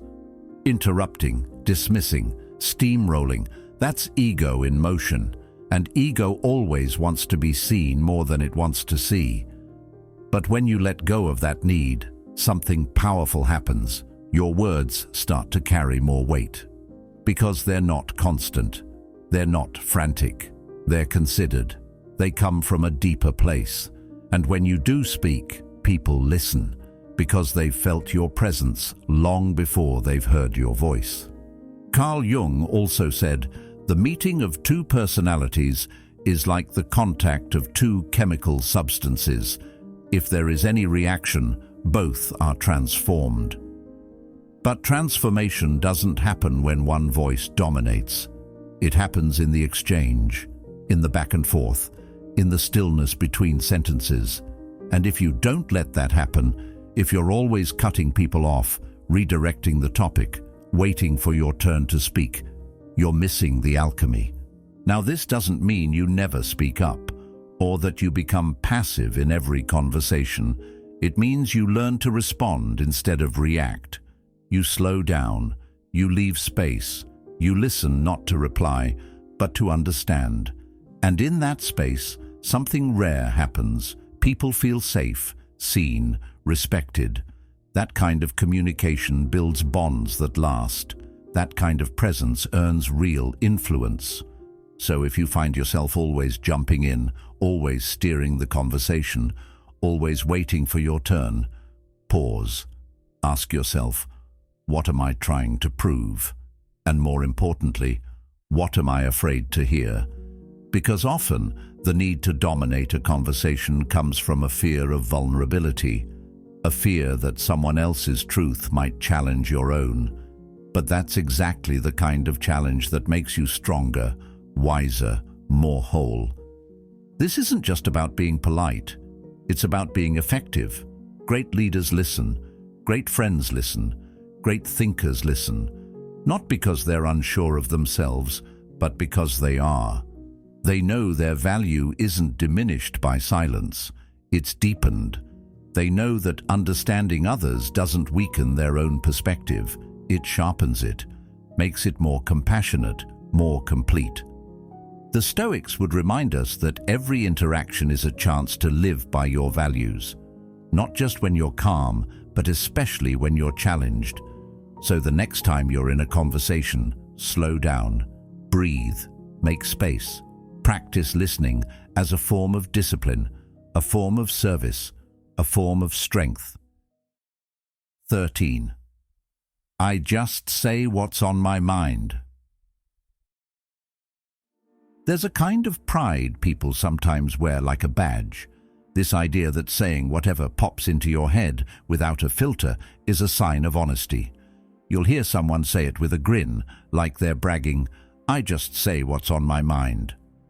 As if that makes them real, raw, or brave. But let's take a step back. Is that really courage? Or is it just undisciplined speech pretending to be authenticity? Because when you strip it down, speaking without thinking doesn't make you honest. It makes you impulsive. And in a world already full of noise, that's not strength. That's just more chaos. See, there's a difference between being honest and being blunt. Honesty is rooted in clarity and care. It speaks the truth, but it does so in a way that considers impact. Bluntness, the kind that says, "I just tell it like it is," often skips over thoughtfulness. It values being heard more than being understood. It assumes that if a thought exists, it must be said. But here's what the Stoics would tell you.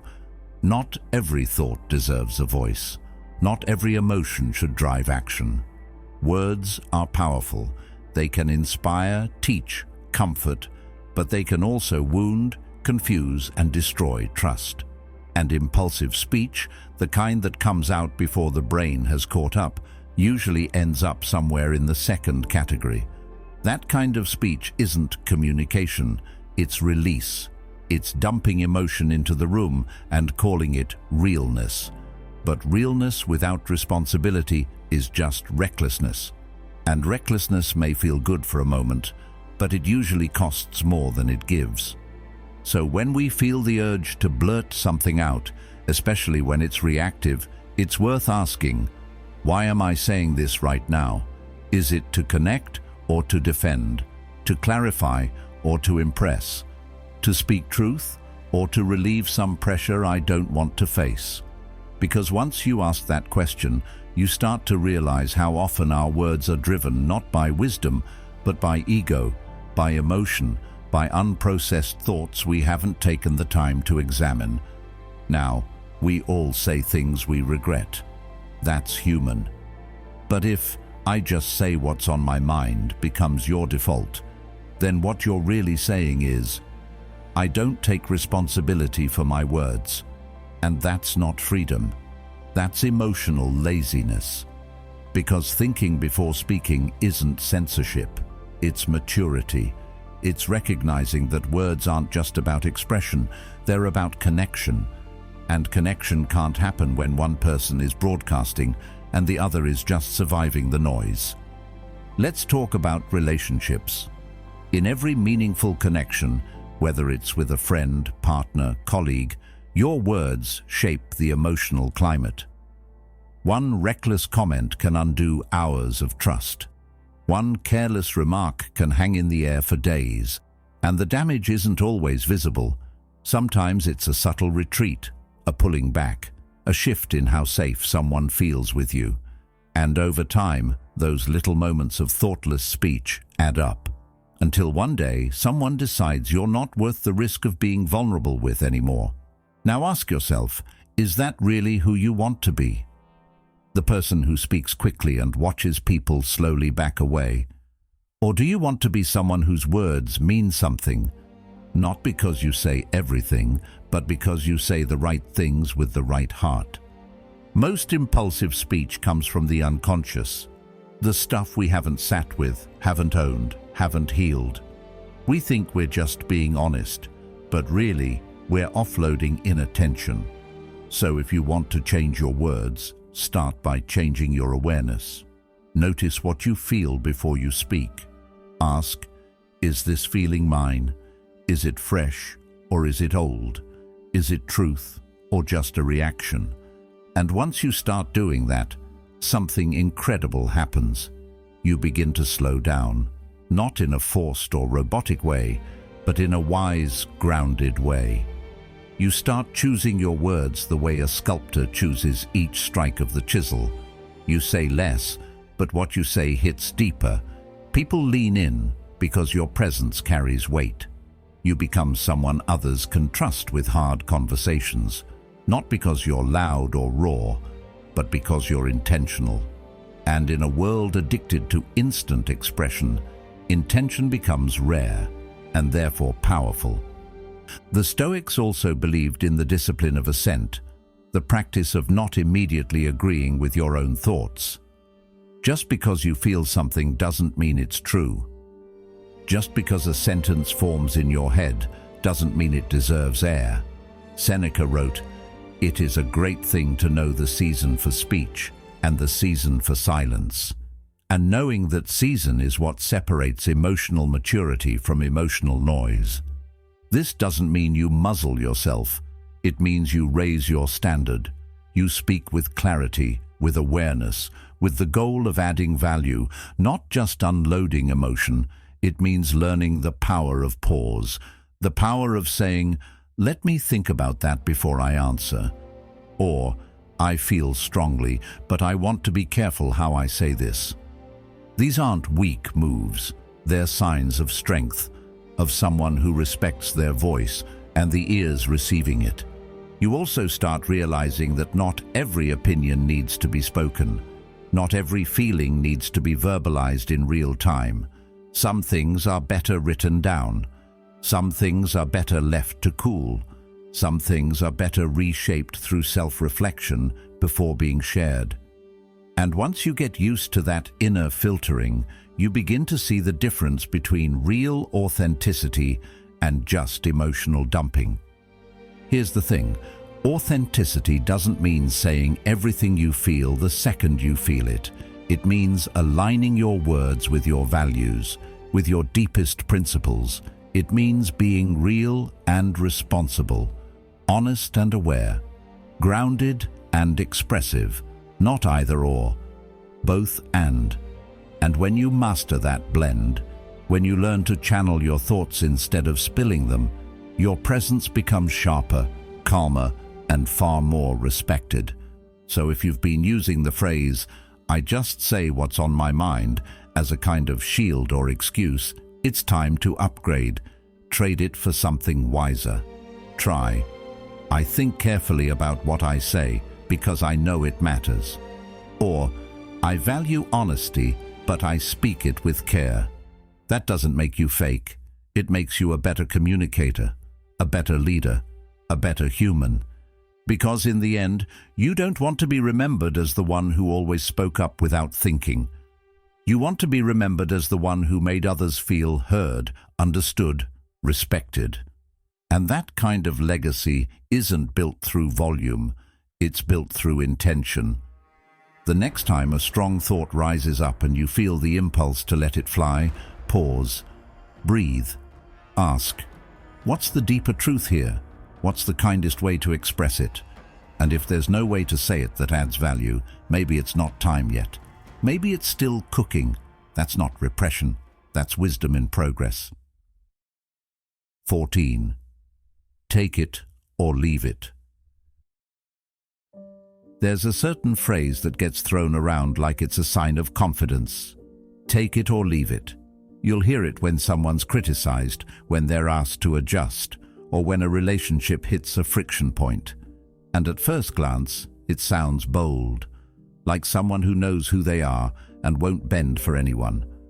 But when you scratch beneath the surface, take it or leave it isn't strength. It's resistance. It's a wall built around ego, disguised as self-respect. And the real cost of that wall? Growth. Because the moment someone stops being willing to evolve, they stop being someone you can truly connect with, learn from, or build anything lasting alongside. Here's the paradox. People who say, take it or leave it, often think they're being honest, that they're just keeping it real. But there's a huge difference between authenticity and stagnation. Authenticity is being true to your values while still being open to change. Stagnation is being rigid, stuck in a version of yourself that's more about defense than depth. The Stoics, who were masters of inner strength, never celebrated inflexibility. They pursued constant self-examination. The problem with take it or leave it is that it ends the conversation before it even starts. It signals that you're done listening, done growing, done questioning yourself. And that's dangerous, not just for relationships, but for your own inner evolution. Because no matter how old, experienced or accomplished you are, the minute you stop adapting, you start decaying. That's not dramatic, it's reality. Seneca wrote, "As long as you live, keep learning how to live." That's the Stoic mindset.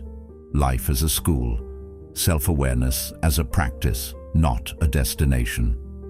Think about how this shows up in real life. A partner says, "You don't listen to me," instead of asking, "What do you need me to hear?" The answer is, "This is how I am. Take it or leave it." A friend brings up a repeated behavior that's hurtful, and instead of engaging, you fire back with, "Then don't be around me." A boss gives constructive feedback, and the response is, "That's not my style." All of it sounds firm, but underneath, it's fear. The fear of looking at yourself, the fear of admitting you could do better.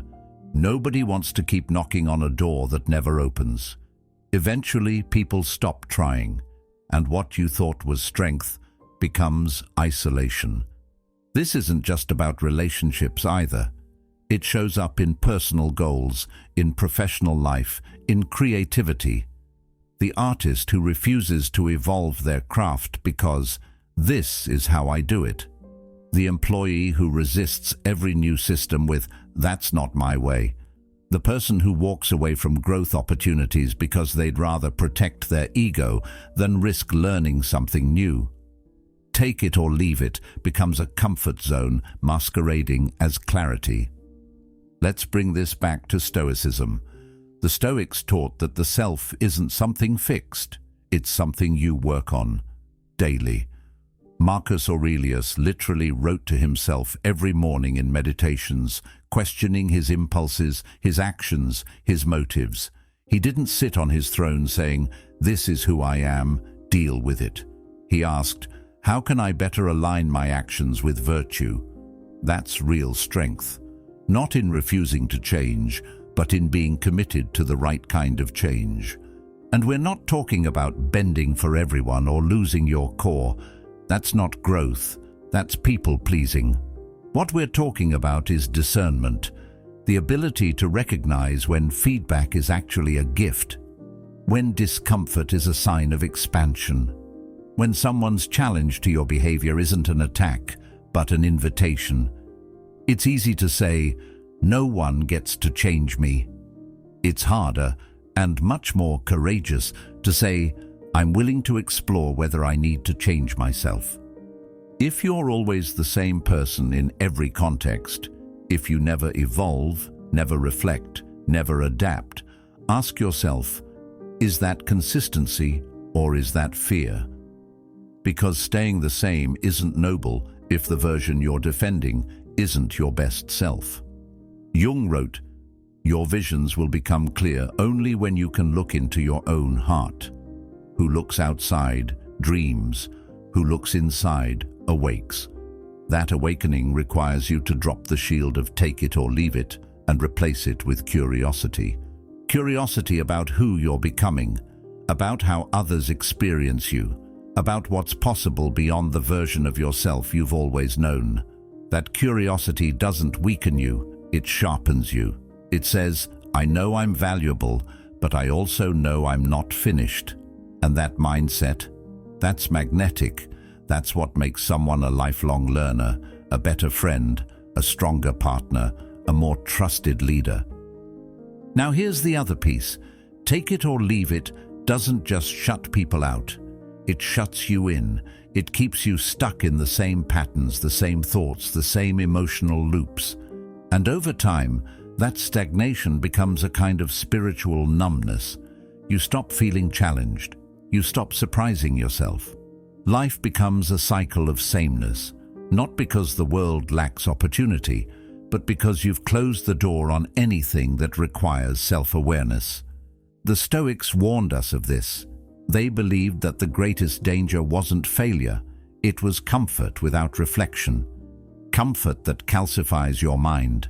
That makes you stubborn instead of resilient, proud instead of principled. And that's what "take it or leave it" really means. I already know. I'm not open. I'm done learning. That's not a life philosophy. That's a dead end. So how do we shift out of that mindset? First, notice when you're tempted to say it. What's triggering that defensiveness? What are you protecting? Second, ask yourself, is this really about staying true to my values, or is it about staying safe in my patterns? There's a huge difference. Third, replace "take it or leave it" with something more open. Try, "This is where I'm at right now, but I'm open to learning." Or, "I may not agree, but I want to understand your perspective." That doesn't make you weaker, it makes you wiser. And finally, don't be afraid to outgrow your old self. The version of you that needed to say "take it or leave it" might have served a purpose once. Maybe it protected you, maybe it helped you survive. But now, you're ready for more, for better, for deeper. And that requires you to say, "I am a work in progress," and that's a beautiful thing. 15. People are too sensitive. Sometimes, when we don't want to deal with the emotional impact of our words or actions, we reach for the easy label, "People are just too sensitive." It's quick, dismissive, and at first glance it feels like a power move, like you're the level-headed one in a world that's just too fragile. But look a little closer, and you'll see it for what it really is: a defense. A wall thrown up to avoid reflection, empathy, and sometimes even growth. Because when someone says, "People are too sensitive," what they're often saying underneath is, "I don't want to take responsibility for how I made you feel." Let's be clear. Yes, there are times when people overreact. We've all seen moments where emotions spiral. But that's not what we're talking about.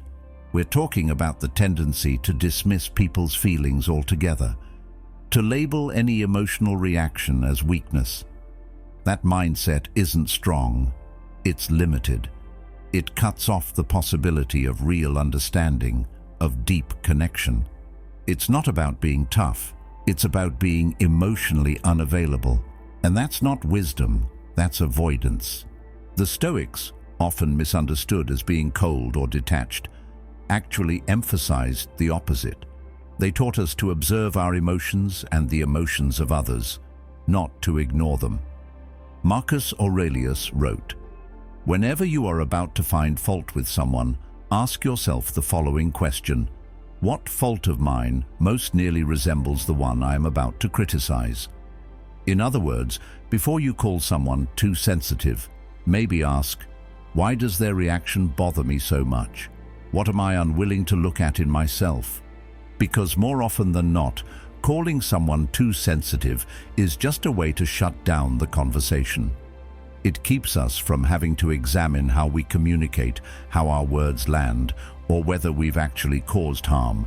It allows us to stay wrapped in our own narrative, rather than doing the harder work of listening, reflecting, and maybe, just maybe, adjusting our behavior. So when someone's emotional response feels excessive to you, pause. Don't just react. Ask, what are they trying to protect? What matters to them that I might be missing? That doesn't mean you have to walk on eggshells, but it does mean you step into the conversation with a little more awareness, a little more curiosity, and a lot more humility. And let's flip the script for a moment. What if the person who's too sensitive is actually just more in touch with something you haven't fully processed in yourself? What if their emotion is a mirror you don't want to look into? The Stoics believed that discomfort was the gateway to growth. It's also worth noting that calling people too sensitive rarely leads to clarity. It just shuts people down. It makes them feel small, defensive, invalidated. And when people feel that way, they don't open up more. They shut off, they withdraw, and eventually they stop trusting you, because emotional safety is the foundation of real connection. If people feel like they have to armor up around you, you've already lost the depth that makes relationships meaningful. Seneca wrote, "Wherever there is a human being, there is an opportunity for kindness." That includes in how you respond to emotion, especially the kind you don't understand. Because kindness doesn't mean agreeing with everyone. It means giving people the benefit of the doubt. It means assuming that if someone is hurt, there's something real there worth exploring. And if you can sit with that discomfort, rather than rejecting it, you become someone who can hold space, not just for others, but for yourself too. The truth is, we all want to be understood. We all want to feel like our emotions matter. So when you dismiss someone else's sensitivity, you're not just ignoring them, you're reinforcing a world where vulnerability is punished. And in doing so, you rob both of you of something deeper, the chance to truly see each other. Carl Jung also said, "The shoe that fits one person pinches another. There is no recipe for living that suits all cases." Sensitivity isn't a flaw, it's a language. And learning to speak it doesn't weaken you, it deepens you. Let's talk about power for a moment, because a lot of people think being unaffected is powerful. That staying cool, no matter what, is a sign of strength. But real power isn't in staying untouched. It's in staying open, in being present enough with yourself that you can sit with someone else's pain, confusion, or fear without needing to shut it down. That's Stoic endurance, not coldness, but composure with compassion. Marcus Aurelius didn't write, "Don't feel." He wrote, "If it is endurable, then endure it." Stop complaining. That includes enduring difficult emotions, not ignoring them. And let's be honest, emotional intelligence is the currency of healthy relationships. It's what allows you to navigate conflict, build trust, and actually get better over time. People who constantly say others are too sensitive often find themselves surrounded by silence, not because people agree with them, but because people stop trying, they stop sharing, they stop caring. And in the absence of feedback, those same people often wonder, why do my relationships feel shallow? The answer isn't in other people, it's in the wall they've built around themselves. If we zoom out even more, we can see how this mentality feeds bigger problems. In workplaces, it creates toxic cultures where no one feels safe speaking up. In families, it creates generations of emotional disconnection. In society, it reinforces divisions where empathy is replaced with judgment, all starting with one dismissive phrase: "People are too sensitive." But we can do better. We can start asking better questions. Instead of saying, "Why are they so sensitive?"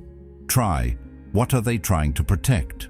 Or, "What might they be carrying that I can't see?" That doesn't mean you agree with everything, but it means you show up with humility, with the willingness to understand before you react, with the maturity to say, maybe there's more to this than what I'm seeing. Because here's the truth, sensitivity isn't weakness, it's signal. It tells us where the wounds are, where the values live, where the edges of understanding begin. And if we stop rejecting it, we can start using it. We can start learning from it. And that's how you grow, not by hardening yourself, but by expanding your awareness. So next time you hear yourself about to say, "People are too sensitive," pause.